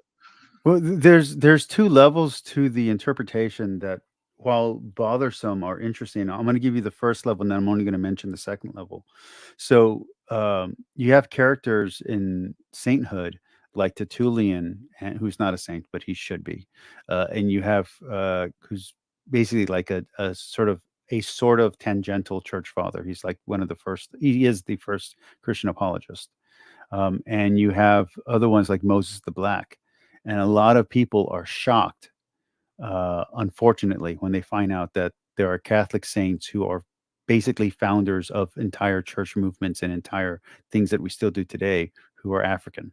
And when I say African, I don't mean African American. I mean like African, like they're from Africa. They're dark skinned. They're from Carthage. They're from different areas that were black. So that's an interesting tangent. On the flip side, you do have, especially if you think about the Cain and Abel thing, if Cain slays Abel, who were Abel's kids? Because in the Bible, all it does is show two brothers. Like you're like, where are the relatives? Who's being enslaved? So are we all the ancestors of the enslaved person to a dead person, to a dead person's curse? So that's something to think about, because they don't name any other characters. If we're all an enslaved race, I think you're mistaking the curses. Cain wasn't cursed like that. You're thinking of Canaan. Oh yeah, well, no, I'm thinking about Cain with the mark. There's a slavery in that curse. I didn't remember that. I have to look it up. I don't know that it's slavery, but it's that you'll be protected, and is that everybody else will hunt him down and kill him, and he'll be whatever. But it's really his fear. It's not even his. It's interesting because if I remember correctly, I don't even think I don't even think God says to him specifically how the punishment's going to go. He just assumes that all these terrible things are going to happen, and God's like, "Look, I'm going to give you a mark. You're going to be fine." So, but yeah, I was kind of merging the two stories into one. So yeah, thank you for that correction. Yeah, and that's a fine point. I'm going way off in the weeds here. Why would there be other people if there weren't other people to begin with? You know what I mean? So in apologetics, there's an argument to be made that Adam and Eve actually just represent the first two humans to evolve, and there are other humanoid groups. Yeah, the William Lane Craig one. They got souls, but no one else didn't. Well, yeah, so Lisa, there is an argument for it. I don't want to get into it. I'm just going to hit play. But yeah, there is an argument there that is very fun, that I find enjoyable. That verb endorse. Well, this is going to get really complicated really quick because slavery is already there. The Bible is coming along, and it's starting a process that gets us to today. When I hear atheists railing against slavery in the Bible, sometimes it comes across as though they're sort of assuming that there was some secular alternative that should have been chosen instead. And I think it's a fair question to ask, where do we even get the idea that slavery is wrong? That's an intuition. If you Can I yell right now or what? Objective morality. Fuck. Well, I was pausing. I was pausing it directly so you could say something. So I can freak out on this guy. No, I don't need to. I've already freaked out on that enough. Okay, perfect. say, for example, well, it's just obvious.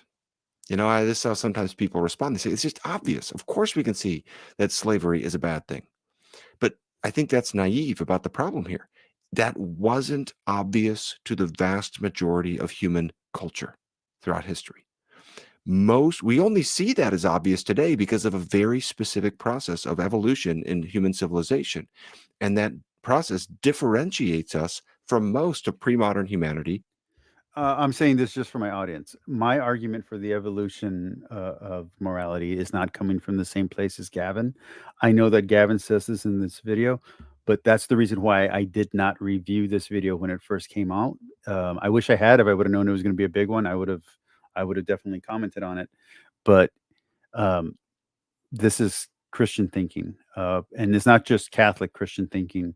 I've heard these arguments from Baptist preachers and non-denominational, but not part of the non-denominational Christians on different like Daystar and stuff like that. This is an apologetic argument that I've heard. So I just want to be very clear. Even though I agree with Gavin, this is not just a Gavin argument. Can you steelman the skeptic side, like what me and Lisa might say about this argument? You want me to steelman it? Yeah. What do you think our objection would be? or my objection. I can't speak for Lisa.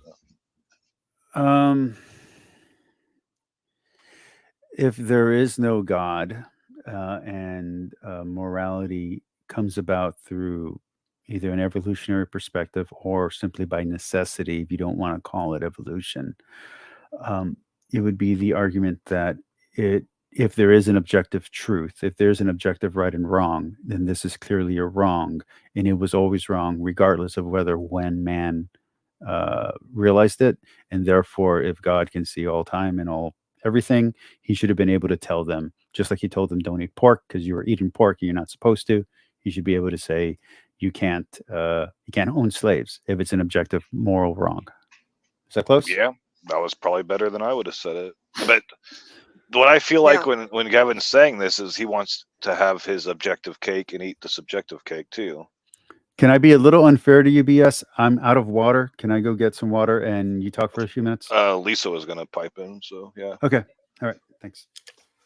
No, he said it perfectly. I mean, I was about to jump in, but I mean, he said what I said. If it's objective, then it's wrong no matter when you are. Yeah, and that's, I don't understand it. Like, under a naturalistic subjective moral framework, all of this makes sense. It explains what we see currently. But if you want to promote an objective standard, then you have these kind of questions popping up, like Alpha brought up, and I don't know a satisfactory answer because that's just how it was back in those days. Doesn't usually cut it, you know. Right, exactly. It boggles my mind that they understand this to some extent, but there's there's not some, there's a lot of doublethink going on for them to be able to just skirt this issue like this. You know what I mean? Well, let me go ask ahead. you one more question, Alpha. If we can evolutionarily evolve into a better understanding of where, like, they thought slavery was good, then now we understand slavery is bad. Does it work both ways? Like, say they thought murder. Evolve? Yeah, like why not? So if they thought murder was wrong back then, actually murder's right, and we're just about to find out. So I don't like when apologists try to argue that slavery is a natural evil, because that hurts the understanding that Catholicism or Christianity or whatever you want to say, Judaism, is a universal faith. Because then it opens the door to question like, well, then why didn't God just say it was wrong then? Doesn't Catholic mean universal? Yeah. Okay. So, but it means slightly different in the context of morality. It's not actually talking like universalism. It actually means that all the churches belong under the one true church. Different thing. But when it comes to things like slavery, the question is it a natural evil, or is it something that has to become understood to be evil? If it's, and I was thinking about this, I was going to ask you this actually a second ago when I walked away the first time, was think about someone speeding in a Lamborghini down a neighborhood. There's nothing objectively morally wrong with speeding in a vehicle. This is not an objective evil. Otherwise, car racing would be evil. But within the context of a situation, you can then say it's evil, or you can then say laws are made to regulate what we want. And breaking a law isn't the same thing as breaking a moral law.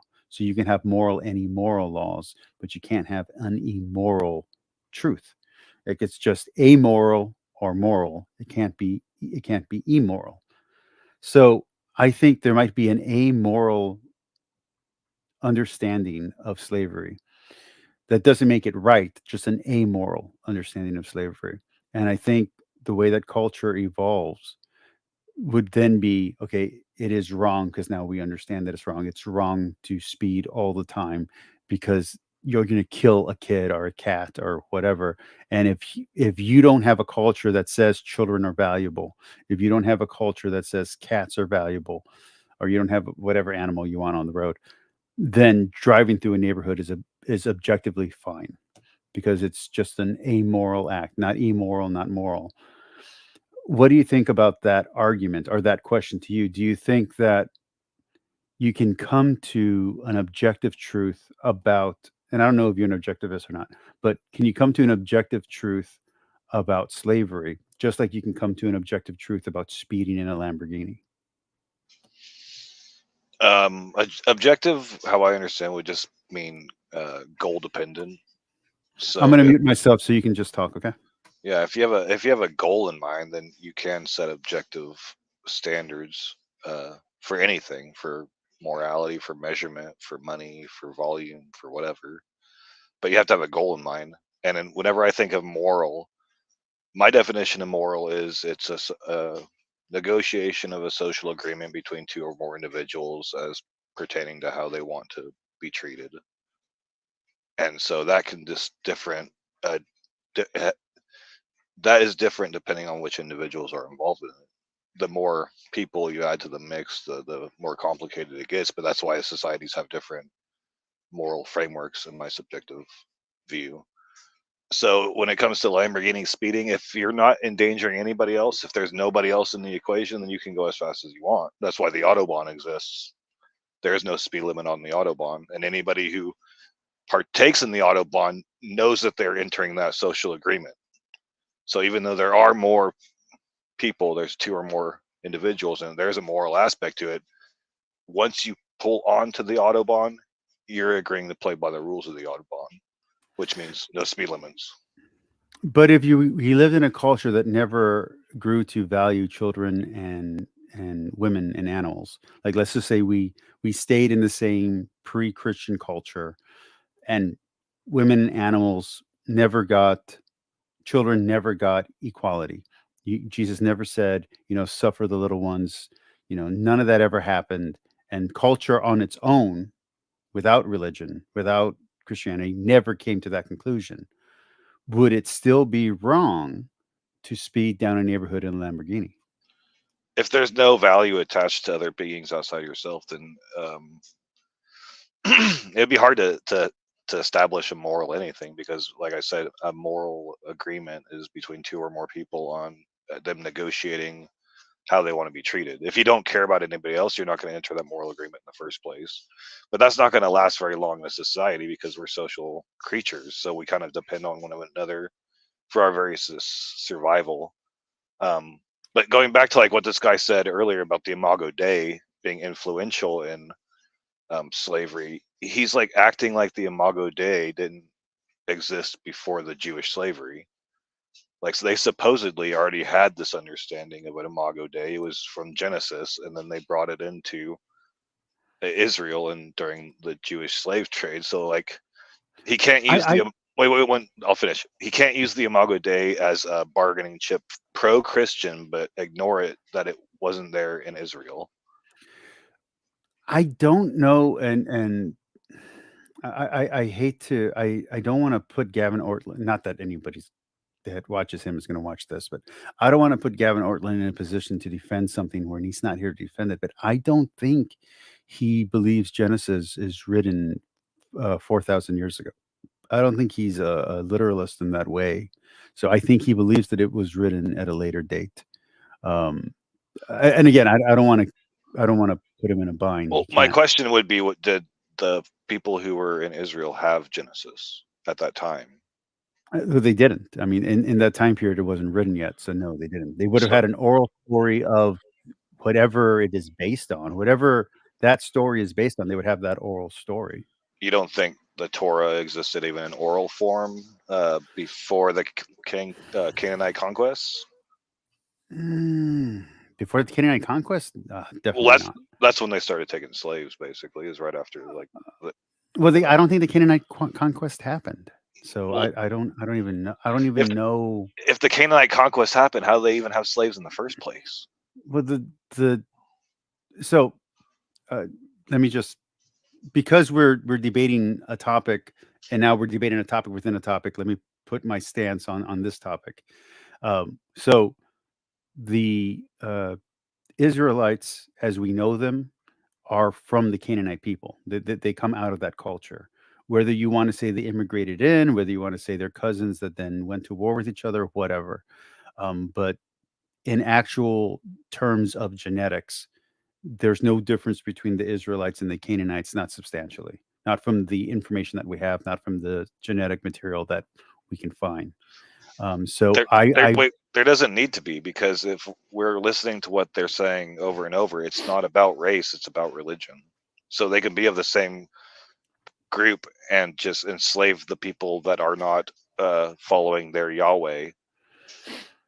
Well, and I'm not comfortable saying that word because of religious reasons. So when we get there, I'm going to use a different term. But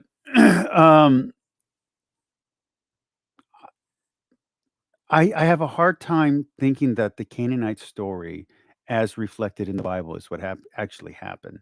I don't deny that it holds more truth, and I do think there was a type of conquest in Cana, but I think it was more of an invasion than it was a conquest. I think I think that there was a group of remnant of people, of Jewish people or Semitic people from that original batch that got there.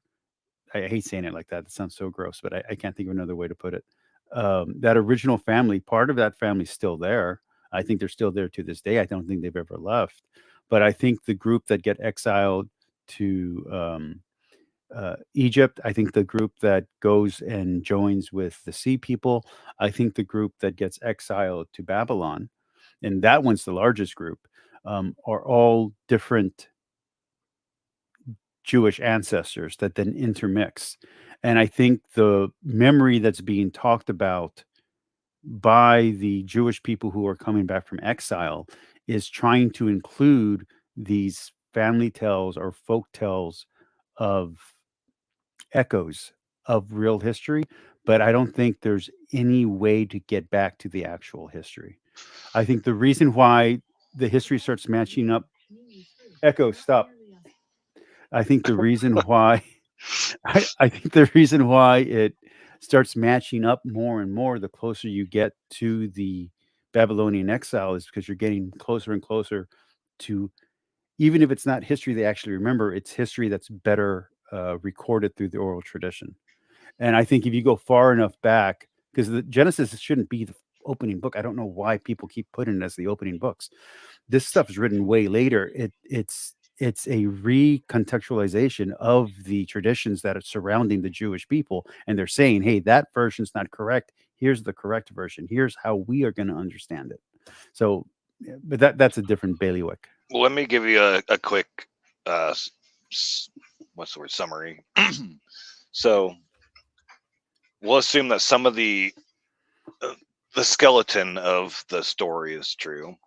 Abraham is the beginning of this whole thing. He's probably of Canaanite stock or mixing with Canaanite stock, surrounded by his people. He has his kids, they grow their family. Come Joseph, when the famines hit and stuff, a certain amount of the population goes to Egypt. They stay there, but not all of them. Some of them still stay in the lands that they're in. That's how we get the division of people, but they're still the same bloodlines. This group is in Egypt. They, the Pharaoh changes. He doesn't like them. He enslaves them. More time passes. Still the same bloodline. Then they're released from Egypt to reunite, in a sense, or to conquer people that were already originally of their people group from hundreds and hundreds and hundreds of years before that. So when we say the Canaanites came from the Canaanites, we can still have a story where that is true, but the main difference isn't based on their lineage or their race, and it never is anywhere in the Bible. It's always religion, religion, religion. So so they have all these people in Egypt. This is where Yahweh actually pops up to him, but I think is because this group in Egypt has more cultural influence from the Canaan, the other Ugaritic stuff, the other Egyptian gods. They have a different religious influence being in Egypt so long. when they come back to the original group and the quote unquote promised land, those people weren't exposed to that religious influence. They had their own gods that So I were wish I originally had, the gods of the guys who went to Egypt. I wish I had notes, because you said so many things that I need to respond to, and I'm not going to get them all. So let me start off with the first thing that I can remember, which is I don't have, as a Catholic and as a person in the modern day who likes to read ancient history, I don't have a problem with the idea that a real group of Semitic people left to escape the Babylonian, the Hammurabi Code. I don't have any problem with that. I think that's totally plausible that they went to Hethia and then came into Canaan. All that's plausible, or Canaan. I think you can look at it, if you're just looking at it as literature. These are people who left Babylon and are on their exile back to Palestine, back to Israel. And they're reflecting oral traditions from different cultures that may or may not be true. We don't have a way to prove them. And just by happenstance, there are some that actually had solid history behind them. But what they're really doing is they're telling their story over and over again through these different cultural lenses. So they're telling the Egyptian story that they know from the two brothers. There's a story about two brothers, and I have it. I don't remember what it's called right now, but two brothers get stuck in Egypt, and it's the story of Joseph. It's that story, but it's just in a different context with different names. And so they're retelling the story to reflect their story of getting out of Babylon. They're telling the story of the Great Flood to recontextualize what's going on in Babylon. They're telling the story of escaping Egypt, of escaping, whatever, through this lens. And it's that secular nature of ancient historical writings. That's one. So that's two things that I wanted to cover. The third thing that I wanted to ask you, though, is that do you think these things actually happened? That's question one. Question two under that would be, if they did happen, is how they are recorded in the Bible what actually happened? And do you think it's possible that what I'm saying, which is that it's reflecting their experience in Babylon and coming back to the remnant of their people in Israel? Like, yes, the Bible says they find texts in the temple, but let's say the secular scholars are right, and that's bullshit. That didn't really happen. That's just them trying to do a power play on the people who still remained in Israel, because they're like, hey, we're the right ones. We're the ones who were kicked out, but we're the right ones. And if all of this is reflexive of a later tradition that has nothing to do with the actual history, should it matter whether or not the supposed atrocities actually took place if it's not even reflective of actual history? I know that's a lot, but you gave me a lot, so I'm kind of just throwing it back in. No, I understand. The first thing I would say, I have no idea if it really happened. Like, I don't think anybody on the earth today would actually know within even a high probability if it actually happened. We all speculate. We all have our things. But I would, like I started it out with, I'm granting the bare bones skeleton of the story. That a people group was originally in the Holy Land. A people group was driven to Egypt by a famine. A people group was enslaved, and then a people group left and then started a conflict. Like we both have heard the secular scholars say that there's not really any evidence of a mass scale exodus from Egypt. So there's no any good archaeological or whatever evidence that millions and millions of people left or whatever, like the Bible says happened. But that doesn't count out a small thing, and it wouldn't surprise me. Sorry, it wouldn't surprise me that people are exaggerating, because I feel like the Old Testament tends to exaggerate a lot. I would agree with Copan when he says, like, yeah, there's a lot of hyperbole and all this different stuff, and that would make sense with psychology of people just trying to like puff themselves up to look bigger and better than they actually are. And just to be clear, that is the unofficial, because there's no official position on this, but that is the unofficial position of most of the Catholic Church, including popes, including major apologists, is that it's mostly hyperbole with a lot of polemics. And there's there's an outline of actual history there, but just what that history is, we don't have a way to get to. So we either accept it or we don't. But the last question, and I'll let Lisa jump in because she looks like she wants to jump in. What was the last question you asked? Does it matter? Does it matter if it never happened? If it never happened, does it matter? Yeah. It matters because of the moral aspect. If people, especially in the Protestant communities and the fundamental communities, are promoting these as unquestionable, authoritative, moral goods, like this was why I'll bring up Craig again, because the shit he said in that interview was just horrendous, and he's doing so assuming that the Bible's inerrant, assuming that the story's true, and he's making excuses for some of the worst of human behavior. And that's why it matters. If it really did or didn't happen, it would be like me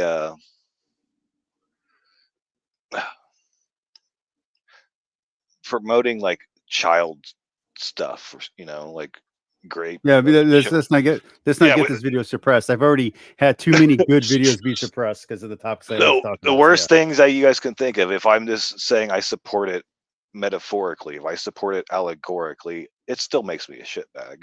It still makes me a really dirty dirtball. Like, and I don't care if I'm really partaking in it, or I'm helping people who really partake in it. If I'm just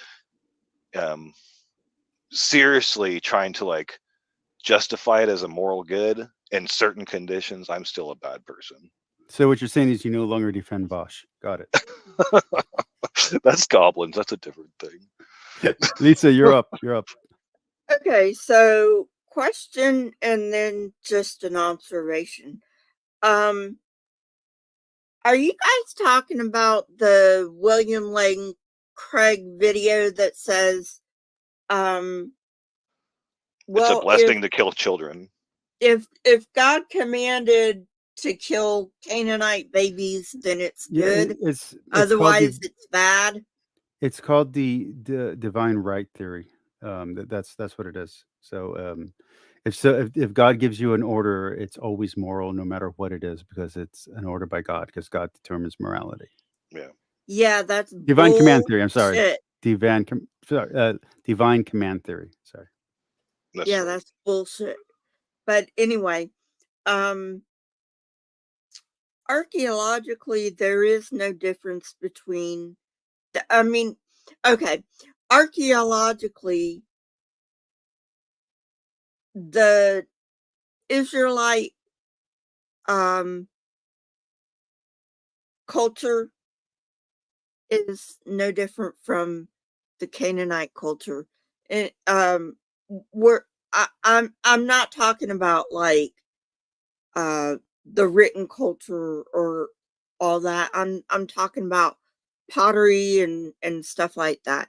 There's no difference between the Israelite culture and the Canaanite culture. Just an observation. And the Israelite culture actually did not come to be until after the late Bronze Age collapse. Just another observation.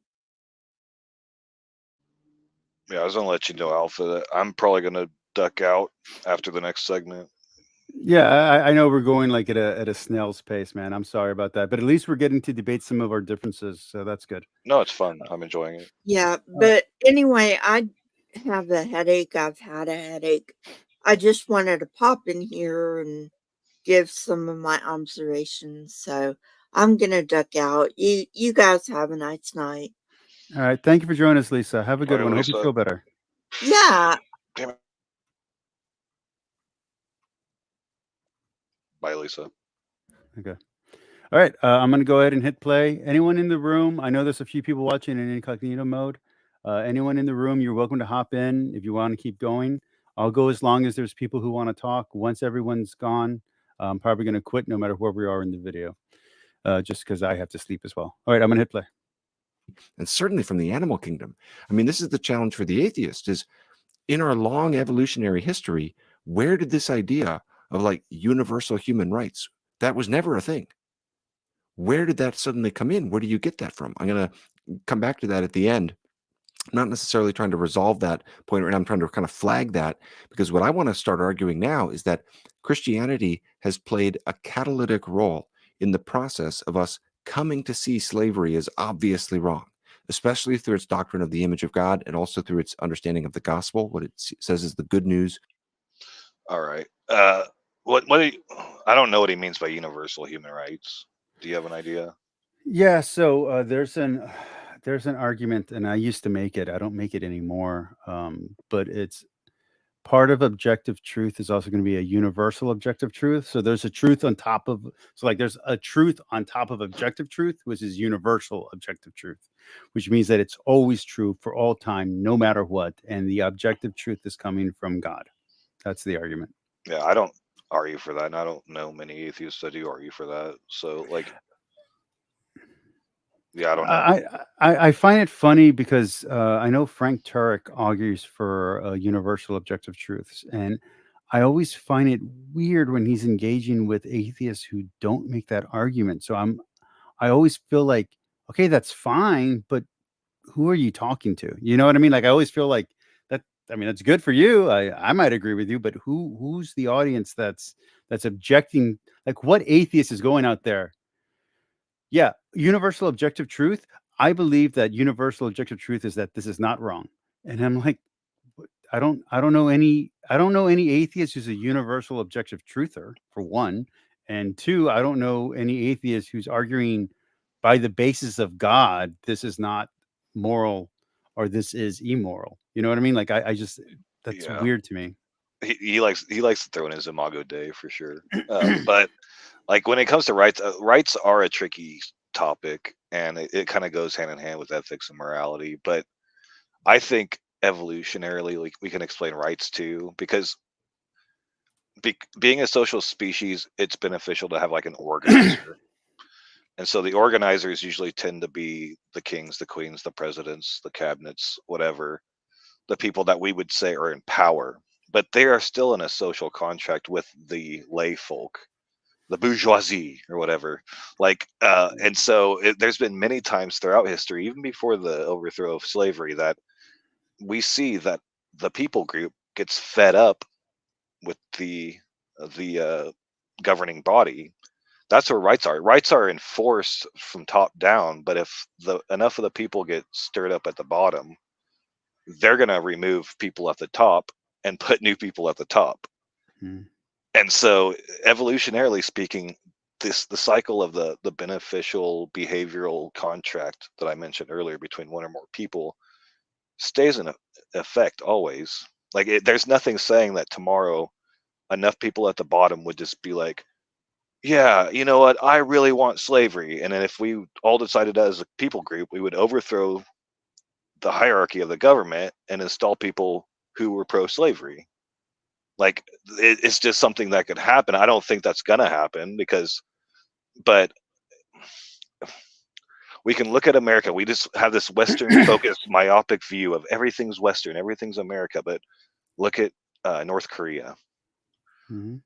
Their moral structure, their governance structure is so foreign and different than what we understand. We just demonize them as evil, but they still make it work for themselves. And they have even deified their own head. I think that's the danger, in my opinion. I like to keep a strict separation of church and state. Once you deify your governance, then it becomes a whole other layer of effed up and like difficult to deal with. But if it's a person that's always expendable and exchangeable, then the circle keeps spinning, you know. I'm gonna change the topic slightly. I'm still talking about slavery, but I wanna take that word out of the equation for a second, because there's a few things you said there that made me think of art and high art.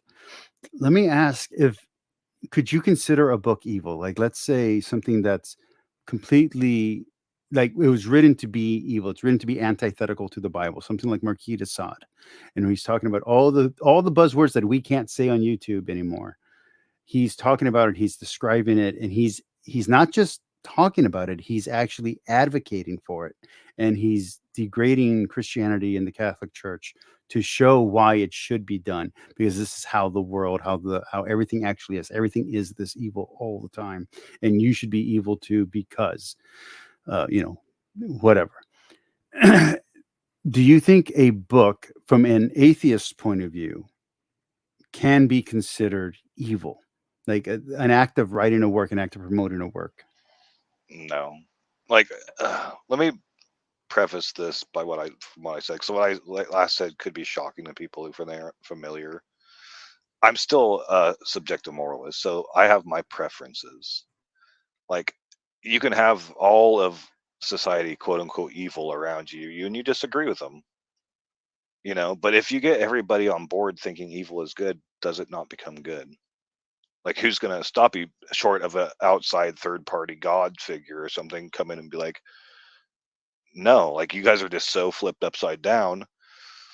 The evil that you think is good is actually evil, but then that being would have to convince everybody somehow. And that's where it, rubber hits the road. Like, how would that being do it? Go ahead. Well, so I think that's kind of the Christian argument, and I don't just mean Catholic, I mean Christian argument, like the broader group argument against your position, which is, so we're arguing for objective morality. We're saying that something's wrong always and something's right always, regardless of the circumstances. And to mislabel something is a huge deal. So thou shalt not kill is different than thou shalt not murder. Murder is the thing that's always wrong. Killing, not always. And I think that what Christians like Gavin, even though Gavin's usually more sophisticated than this, but let's use some more unsophisticated styles. Mike Winger and Frank Turek and that guy from Wretched Radio. What they're saying is that, well, how can you say it's morally wrong if it's always wrong? If you are only subjective, if you're saying it's subjective, then there's an area, there's a time, there's a place where it's good. And if that's true, then you're just being anachronistic. I think that's their argument. I'm not making that argument. I'm saying I think that's their argument. Yep. I would say when they say, how do I say it's wrong? I would focus on the I say it part of the sentence. I am not speaking in absolute terms. I'm not speaking objectively on behalf of God. I am speaking for myself. So I can say whatever I want to say on behalf of myself, right? But do you think for it to be a moral wrong, it has to be like a consensus, a majority view? Like, at what point does it actually become not objective, but at least substantially wrong enough that you can say, well, no, this is an evil act, regardless of what area or what period or what your circumstances? That's a tough question. There's a lot of metrics because, like I said, the moral, in my view, is an agreement between two or more individuals. Like, consensus would definitely be one metric you could play it on. But I think even the apologists, like Frank Turek or any of them, they always bring up the same three when they're defending objective morality. It's murder, it's torturing babies for fun, and it's what's the other one? The R word. Okay, and so those are always the three. And the reason they always bring those specific three up is because those have the highest consensus amongst society of being thought of as wrong. If they would have said wear mixed fabrics, or if they would have said plant two different seeds in one field, then people would be like, but isn't that just emotional appeal? Isn't that just emotional appeal, emotional manipulation? That's all morals are. Morals are based on our emotions. So the way that I look at morality, I don't look at it emotions, because I know for a fact that my emotions can lie to me and misguide me. So I don't look at my emotions or how I react to something to decide if something's right or wrong. If someone treats you wrong, does that make you feel bad? Sure, but that doesn't mean. Well, let me reword your argument. If someone treats me poorly or treats me like I'm invaluable, does that make me feel bad? Yes, but that doesn't make the act itself bad. Well, that's where I would say, like, yes, I would agree with you to a certain stance, because I also separate integrity from morality. I think integrity is a code of behavior that you force upon yourself, and morality is for a group of people. But let me push back really quick, because you said the Bible talks about thou shalt not murder instead of thou shalt not kill. Before you say that, can I acknowledge someone in the chat real quick? Yep. Okay, Ad Astra says emotions should be part of the moral equation. All right, go ahead, BS. Sorry about that. Yeah, and I think they're actually a really big part. You put the logic in behind the emotions, but when you say thou shalt not murder, what does murder mean? For me, it would be an unrighteous killing, an unjustifiable killing. A killing that's against the law? No, justifiable and righteous. I don't think the law can decide whether or not you were morally right or wrong for an action. I think that's just legalities that we need to keep civilization functioning. It has nothing to do with morality. Anybody can justify anything. I think it's only can be justified in the eyes of God or not. And that's only God can know. And now I don't even think you yourself can know. Hold on, let me just finish. Okay. I don't even think you yourself can know whether or not your actions are justified. That's why a lot of Catholic priests say we don't even judge ourselves as worthy or unworthy. So then murder should not be illegal in any state or country law, because none of us have access to tell if somebody actually murdered somebody. No, legality is different than morality. Is what I said. That's what I just said. So murder is against the law. It's killing against the law. That's what I just said. But it doesn't matter if it's against the law or not against the law. It's still wrong, regardless of what the law says. So how does murder? The law? I want to say murder, not killing, by the way. How does the law know that murdering is wrong? Like, why? How is a judge in the American court supposed to tell if anybody murdered anybody? I think law is done by consensus, and morality is done through objective, I would say, submission or consent by the individual. So the individual has to submit to a group of laws, a group of truth. If you submit to the Catholic Church or you submit to the Jewish Testament, you're using one single standard, and that standard is God. And our only 3 or 4 ways to get to what God knows. There's personal revelation, there is revelation, divine revelation through the Bible, divine revelation, the Bible, holy tradition, and then the magisterium. If you don't have any of those 5 core beliefs, you're morally blind. So you have to go with either the law or some philosophy. You can get morality outside of Christianity. We've had this argument. I'm stepping ahead of you because we've had this conversation, me and you personally, before. I'm not saying you can't get morality without the Bible. I'm saying that for a Christian, our code of conduct is the Bible. That is where we're looking toward. You can look to whatever you want, but that's where we're looking for our objective truth. So in a sense, would you say that the methodologies are almost parallel? You just substitute out a secular government for a religious one. No, because we have to submit to the law as well. That's how we view the understanding of slaves must obey your masters. So we must both obey the law and God, unless the law asks us to violate a precept from God. So you are subject to 2 laws and the conflict that may entail, while the secular person is only under 1 law. Correct. And the way that Christians are supposed to, and this is not just me saying this is church fathers, this is everything. We're supposed to follow the laws as closely as possible to the best letter, and we're supposed to submit to our authorities. And only if it's a direct violation of the biblical law, for lack of a better word, is that does it come into conflict. So even if it's not a rule that's in the Bible, we're still supposed to follow it because it's a law that's been consented to. But you also damn it, the fucking dryer. Sorry. You also just said that you guys can't actually justify if a murder is justifiable in the first place.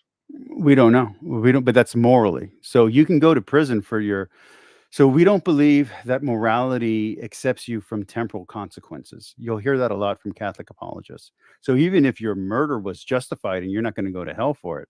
So even if it was a righteous killing and not murder, you still have to deal with the temporal consequences in your life. So if it's illegal where you live to kill an intruder who's coming into your house, you still broke the law. You still got to go to jail, but you're not going to hell for that action. Hence my conversation earlier about the Lamborghini. You're not going to hell for speeding in a Lamborghini, even if we come to a moral consensus as a society that that's wrong to do. Yeah, but I'm looking at it from the opposite view here. I'm going to say I brought up Pope Nicholas and then Pope Alexandria or something like that. And you And I even brought- you clarified it that it wasn't even just about slavery. They were ordered by your divine government. Imagine you're living back then. You're ordered by your divine government to go slaughter the infidels. You're saying Well, that it that's wasn't morally slaughter, justified. it was reduction of Yes. the Reduction whatever. of the infidels. If they don't convert, you kill them basically. And you can't say that's immoral, and you have to go amongst that, even if your state government said don't go out and genocide people. Like we're getting into like William Lane Craig divine command theory territory here. You're not allowed to break the law as a Christian Unless the church says so. No, you're not allowed to. So so for it to be something that's morally objectionable that the state is asking you to do, it would be like to deny God or to not go to church. Those would be the kind of things that you'd have to do anyway, even if the law says for you not to do. Now, if you want to hear something that sounds even more unjustifiable to your ears, there have been instances where that has happened, where this is not a fictional example, where the state law has gone against the Catholic Church law, the Catholic dogma, and so the church has anathematized entire countries, which means everybody was anathematized. I lost the word from the church. Even those who were trying to be good Catholics and go to church, because the entire country, the entire nation was anathematized. Does that just mean kicked out of the church? No, that's the way that. So the way that. Let me give you the Protestant definition because it's the easier one. The Protestant definition is that you're going to go to hell, that you've been condemned to hell by the Catholic Church. That is not how the Catholic Church understands that. They're saying that you have been pushed outside communion with the Catholic Church, and that outside of an exemption from God, you don't have the means to salvation currently in your current position. So that means that either God gives you an exemption and you get to go to heaven, or you're not getting to heaven. So if you guys are right, then that's a fate worse than death. Back then, we don't now. view it that way. Yeah, well, we don't view it that way, but yeah, I guess if you want to view it that way, that's something you could view it as. Yeah, I know you guys now are like, oh, other Protestants can be saved and stuff, but that wasn't always the case. I can't speak on magisterial rulings as a Catholic on the internet. You know that. But you can just verify that that's true or false, right? I can't. I don't have the information. I don't have the information. Okay. So go to Reason and Theology. That's here's what I'm going to say to that question. Go to Reason and Theology. He's read more of this stuff than I have. But you can see you can see my concern where it could sound like that what it's William Lang's DCT theory, but it's on steroids, and it's with a whole group of a country, a spiritual country, people, the Vatican or whatever, instead of just the individual. When you give your allegiance completely to the Pope and the magisterium and it's not to authority, the Pope, it's to Jesus. Yeah, but he's the vicar, and so he's the Pope. So again, there's nuances here that you're missing. So like if the Pope asked you to do something that's against the Bible, you wouldn't listen to the Pope. You would consider him an anti-Pope. But not killing people is not against the Bible. Like again, the Bible doesn't say not to kill; it says not to murder. Yes, and then that's what we're discussing. It's like a legal battle of what the word murder means. Like, and you're saying it's a semantic battle argument. Yes, but it's not. So again, there's no way that the church, this is why the church doesn't have a list of people who are officially in hell. Not even Judas is on that list. We don't know what's in someone's heart, and therefore God can forgive anyone. God can let anyone into heaven. We don't actually know if someone's guilty or not guilty of anything. What we can do is only look at the temporal consequences and make decisions based off that. Yeah. So we're limited to the law because that's all we got. That's not that God has. God has a much higher God has ultimate ability to understand whether or not someone's culpable morally or not. And I'm not super concerned with the hell aspect as an atheist, but have you ever heard, like, when you'll have certain people say, like, if God wasn't in my life, I'd be murdering and killing and whatever. Like, I don't always believe those people, but some of the times I don't doubt that that's the case. Well, and so I mean, let me finish. So Okay. these people, it seems like that their belief in a higher power is what puts the safety on them.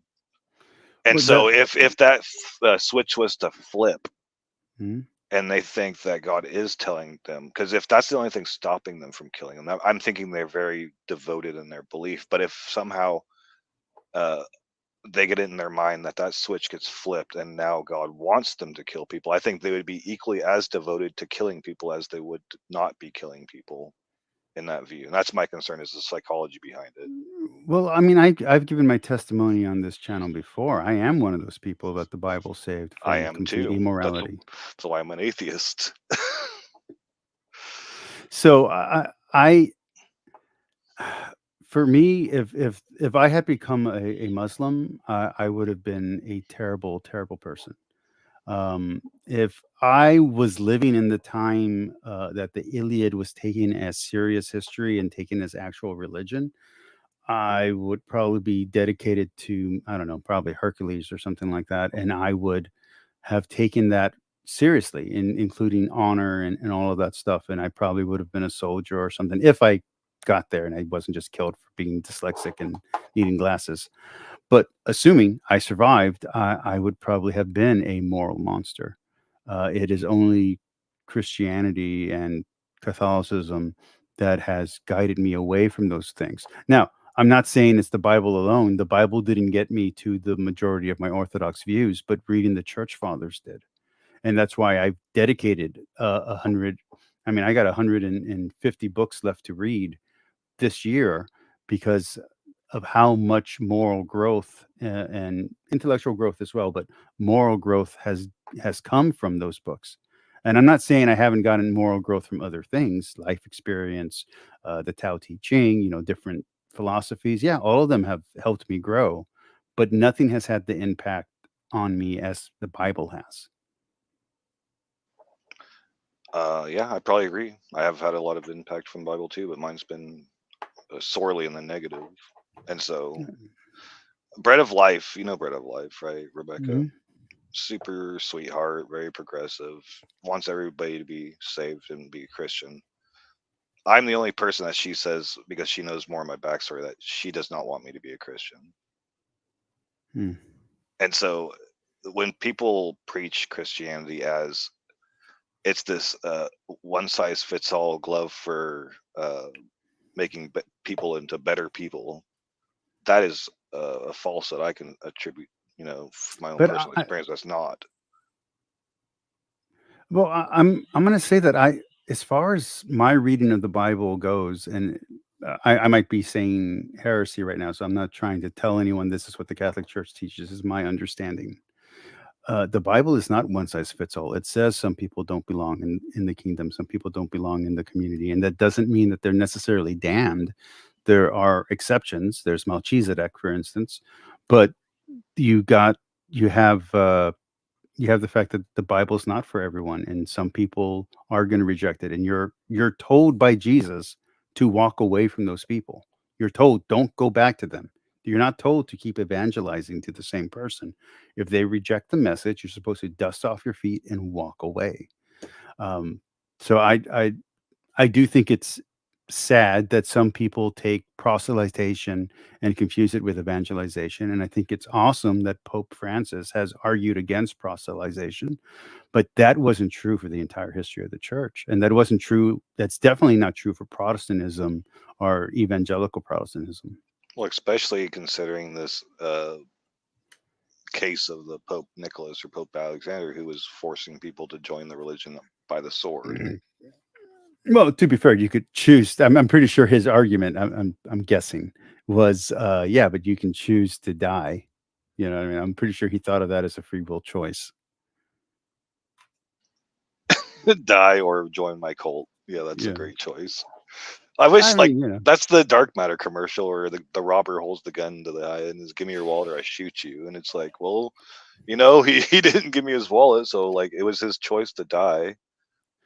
Well, back when I was in philosophy, they would put us in the impossible dilemma, and one of the things that was hammered in there is that those are false dilemmas. There's always a third choice or fourth choice. There is fight back. There is take the action. Even if you do get killed while doing it, there are other options, but they are false dilemmas. And I do think when, especially debating cross culture, not that we're actually two different cultures, but from Catholic to atheist, I do think there is a bridge there that has to be gapped, So do you think anybody who's committing horrible atrocities on another person, as long as they give him an ultimatum before they do it, then they're in the clear, morally speaking? I do not. I do not. That's then not why would we personal belief. excuse any popes for it? Who says the popes are excused? We have had terrible popes. We've had great popes. Then how do I judge the fruit off the tree of Catholicism if some of it's bad and some of it's good? Well, so the argument. Let me read one comment though before it gets too far away. Ad Astra said, as an atheist, I can appreciate parts of the Bible. Still, there are parts of the Bible that go against my moral intuitions, and that's from Ad Astra. Thank you for commenting. So the way that apologists, mind you, there are different Catholic apologists. I want to be very clear on that. I'm not saying every apologist uses this argument, but the Catholic argument from the official documents, that's not dogma, that's just documents, is that the Catholic Church or the true Church of Christ subsists in the Catholic Church. So we are not arguing, and we've never argued, that the entire church as we know it has all good Christians or has the one true church as all of it. There are parts of the church that have always been corrupt. There are Judases in the disciples. Judas is there. Paul was originally a bad guy, became a good guy. You've had that throughout the entire history. You've had Arianism. So you have points where almost the entire church seems to have turned unorthodox. Our argument is that the one true church subsists inside what we call the Catholic Church, and that the only way to get to it is through that membership. And through our understanding, we're now saying that, okay, now Protestants can somehow get in here too. I don't understand that math, but that's the math that we currently have.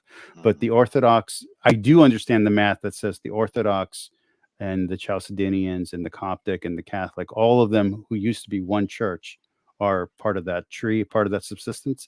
That makes sense to me. When we start saying that Protestants are part of that tree, I'm like, okay, it's what we're saying. I don't see it, but okay. But doesn't Jesus say a good tree cannot bear bad fruit? Yeah, but that's the gotcha lines don't work on me, and it doesn't bother me. I've read the entire thing 7 times, dude. I'm now going on like the 8th time already. There are so many paradoxes in the Bible. Hold on, right. You threw it out there, and you always throw it out there. So let me respond to it finally. There's so many paradoxes in the Bible. I am not a literalist. I do believe that the Bible is true. I do believe in inspiration. I do believe in the Catholic Church. But even in my video that says how the Bible is true, I'm not making the argument that there are no anachronisms, that it was written by the hand of God, that some angel personally came down and inspired each individual author. I'm not making that argument. I get there are people that do, but that's not me, man. Do you believe Jesus actually uttered that parable to some people at some time? in history, whether or not somebody wrote it down or not. Like, did he actually say that parable to people? I have no way to know which parables are true or untrue, so I accept all the parables, but I don't have a way to gauge the accuracy to what the man Jesus who lived on earth said or didn't say. We're getting reflections based on oral traditions. There's no way to know. I assume that they're true, and I believe that God said them, but I don't have a way to. I'm being very blunt with you. I don't have a way to justify them on paper. I can't tell you, yeah, this one is the one that he really said. Yeah, I don't know. I don't need to justify it to me. I just want to know that if you believed it. Because what I understand is that Jesus spoke in parables so he could help reach the common man. I get that line a lot. So he talked in parables because he was largely talking to groups of farmers, fishermen, peasants. No, parables are part of the slave language, and they're a way to confuse the outsider so people can't understand. They're not a way to communicate to people. They're a way to exclude people. Yes, but even though there still are metaphors, and metaphors have to have a path to map onto reality in order for it to be an effective teaching tool. And so what he's saying there is that you can just, it's obvious. You can visually obviously see bad fruit, and you can visually obviously see good fruit, and you can determine the tree it comes from, and that a good fruit, just by looking at it, does not come from a bad tree, and vice versa. So when you're saying there's a tree called Catholicism and it's bearing mixed fruits, it's going right in the face of the whole like epistemology of the parable that he's trying to pass the message through. So that's not how the parable is understood or explained by anyone that I know, including church fathers or writings. But let me acknowledge a comment real quick. Ad Astra is saying that it seems unlikely that the story of the woman caught in adultery is authentic, even though it is lovely. Just to let you know, that is not an authentic story, but it's considered inspired. So this is partially what's really different between Catholics and Protestants. We're open to more stuff being put into the Bible. We don't believe in a closed canon. We do believe revelation is closed, public revelation, not private revelation. But we're okay with things, with themes and developments happening in the Bible. So we bracket it off in a Catholic Bible. It's that story's bracketed off, and there's a little note on the bottom that says this is not part of the original manuscripts, but it's in theme and in the nature's the wrong word, but it matches what the Bible's trying to teach and what we are trying to express about Jesus. So from our understanding of the oral tradition, we view it as perfectly in line with inspiration, not that the line itself was inspired. Just to answer that for Ad Astra. I have a side story for you because I was talking to my wife, and you actually came up, and Catholicism in general. She's a Protestant. Oh, okay. I used to be a Protestant, and sometimes she understands it, but sometimes I'll just run circles. You know, I like to do counter apologetic stuff like that, and pit one side against the other kind of thing. About how you guys have the church as your authority, and they have sola scriptura as their authority. And I made an example. You could tell me if this is a good example. I thought it was pretty good. And so I said, imagine that you two are Americans, right? And you believe in the authority of the government to amend the Constitution. So you would say, I accept the 13th Amendment of the abolition of slavery. For the Protestant version, it would be like, no, we are Constitution fundamentalists. We only accept the original draft of the Constitution. We do not accept any of the amendments on top of it made by the government, because we see the original Constitution as a holy document that is static and always or never changing. And so that would be my analogy to try to explain the difference between Catholics and Protestants in a more secular sense. That's actually very close, except that we make it more complicated than that. We have 3, sometimes 4 legs of authority, depending on how you divide up liturgy. But let's assume you don't divide up liturgy. So you have the Bible, Holy Tradition, and the Magisterium. Okay. in that three-legged chair, you can make a fourth chair out of liturgy. Liturgy is the official prayer of the church, and it's what we do when we go to mass, and it's also the 5 prayers we pray. It gets way too complicated if we do that, but let's just keep it with the 3 legs.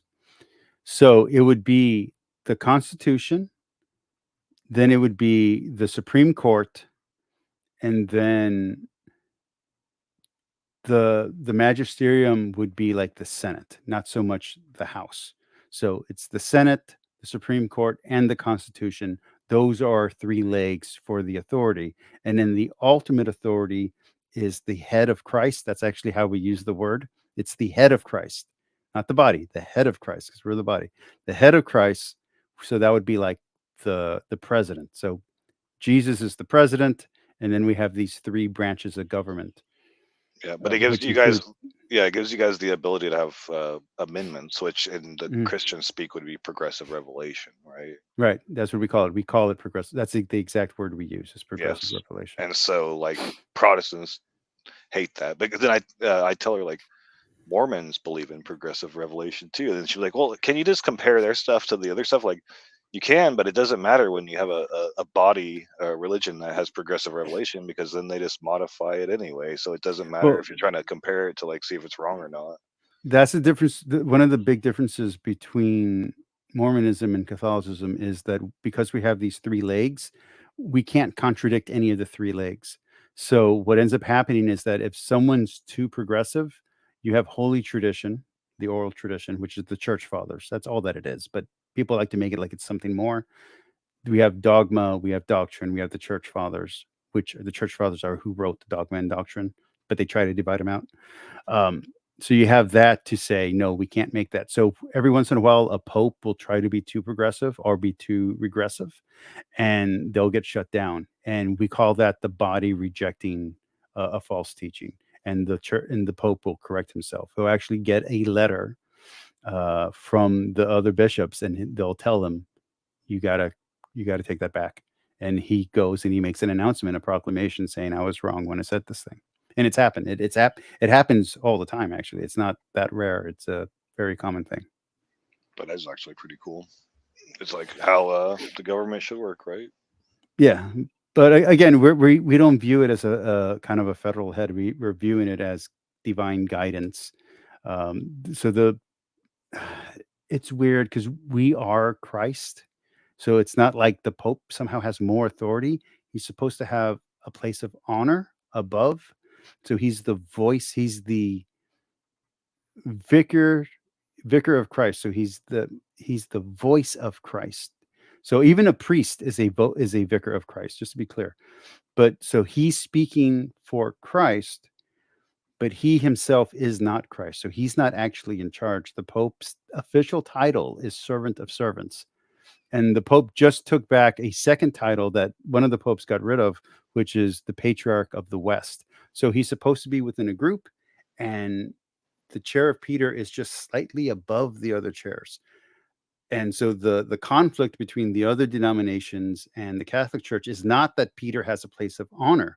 Everybody agrees in the original Patriarchate that Peter is supposed to have a place of honor. The problem comes with the declaration of papal infallibility, because it also includes, according to some, an implication of papal supremacy. So they're not even arguing against papal infallibility. They're arguing against papal supremacy, which may or may not be in the writing, depending on who's translating it. That's probably over my head. But that's the conflict between the East and the West. So Peter's supposed to have a place of honor. The Pope is sitting in the seat of Peter, but because one Pope decided to declare himself infallible, now the Pope's always infallible. And so the question is, does that mean that he's now papal supremacy, where the Catholic Pope is in charge of all the other patriarchs? Or is it still only a place of honor? And we are arguing it's a place of honor, but we are in charge. And they're saying, no, it's a place of honor and you're not supposed to be in charge. That's what that's the conflict. Well, I think I'm going to dig out. But this has been a very fun and interesting talk. And yeah, always a good time.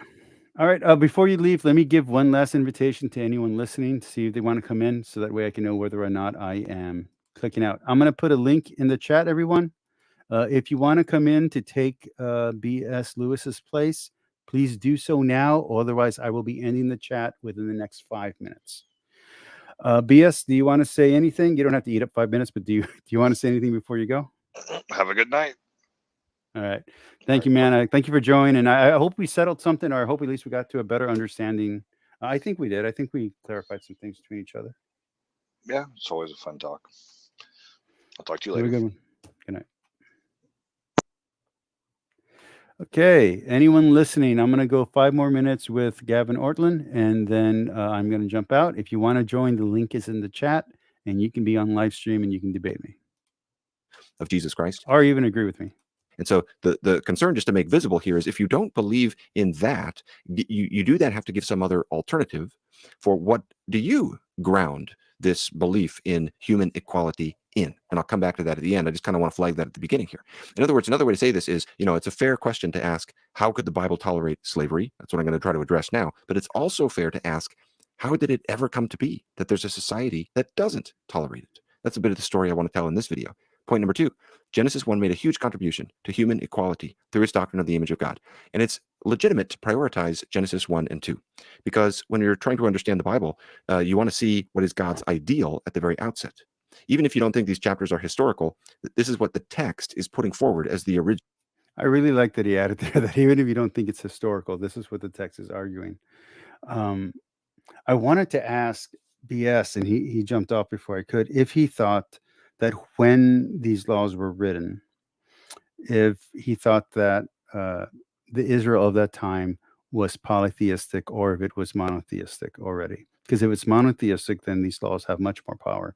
If it's polytheistic and there's different perspectives on the laws, that takes away some of the power of the laws to be authoritative in the way that people are assuming they are. So I would have liked to have heard that, and I just kept forgetting to ask that question. Original plan before evil comes into the world in Genesis 3. And in Genesis 1 and 2, there's no thought or possibility of slavery. I think sometimes people fail to appreciate how much of a step forward Genesis 1 through 2 was relative to other ancient Near Eastern understandings of human beings. I'll say it succinctly here. It's very common in other ancient Near Eastern creation texts for the royal figure of a particular culture to be seen as in the image of a deity, or the image of the deity, or the offspring of a deity. I wrote an article about this 10 years ago that I'll link to, where that's kind of what I'm saying. I'm saying basically there's interplay between the idea of image and offspring, but that's a separate point. Right now, I just want to document this a little bit, that the idea of Genesis 1 was very radical. Basically, Genesis 1 was saying everybody is made in the image of God. And that was a step forward. Just to give a few examples, I think seeing some of the context in the ancient Near East helps us, because it helps us not just read the Bible against modern Western democratic values, but to see it in its own time, how radical it was. So, for example, I'll put up 4 examples from Egyptian texts and inscriptions where you can see various pharaohs spoken of as the image of a deity. If you want to go into more of those, you can read my article. And in each case, this is talking about a royal figure. By the way, another book that goes through this that's really good, that I derived a lot from in my own work on this, is this great book by J. Richard Middleton called The Liberating Image. Amazing book. You can see pages 93 to 145 of that book. He goes through all these Egyptian examples. I think he goes through like 18 different examples, and he mentions there are some others where the pharaoh figure is portrayed as the image of the deity. And I could only find one text where it's applied a little more broadly than that. In the Babylonian creation myth, Enuma Elish, you find this idea of creation in the image of a deity, but again, it's only applied to other deities. So here's an example from very early on in the first tablet there. The human beings are not the image bearers of God. Here, they're created to do the menial labor. They're like underneath the gods doing the grunt work. That's human beings in this text. But couldn't you argue, though, that in a way, wasn't Adam created to do work? I know that happens after the fall. But even before the fall, I mean, he's there to till the land and the soil and care for the animals. There's something there. I think Gavin may have made a mistake by using that example as a as a defense of his position. And so people love to talk about parallels between Genesis and these other ancient Near Eastern texts, but there's differences. And one of the differences is Genesis 1 gives this more exalted view of human beings. I'll put up just a few other examples from an ancient Assyrian epic called the Tukulti-Ninurta epic, where you can find, I'll just quote from my article here, I won't read through this, but you can find 2 Assyrian kings talked about as the image of a particular deity. And again, it's just the king. And in the article, I go through a few. Okay, so that's it for tonight. Thank you all. See you all on Monday.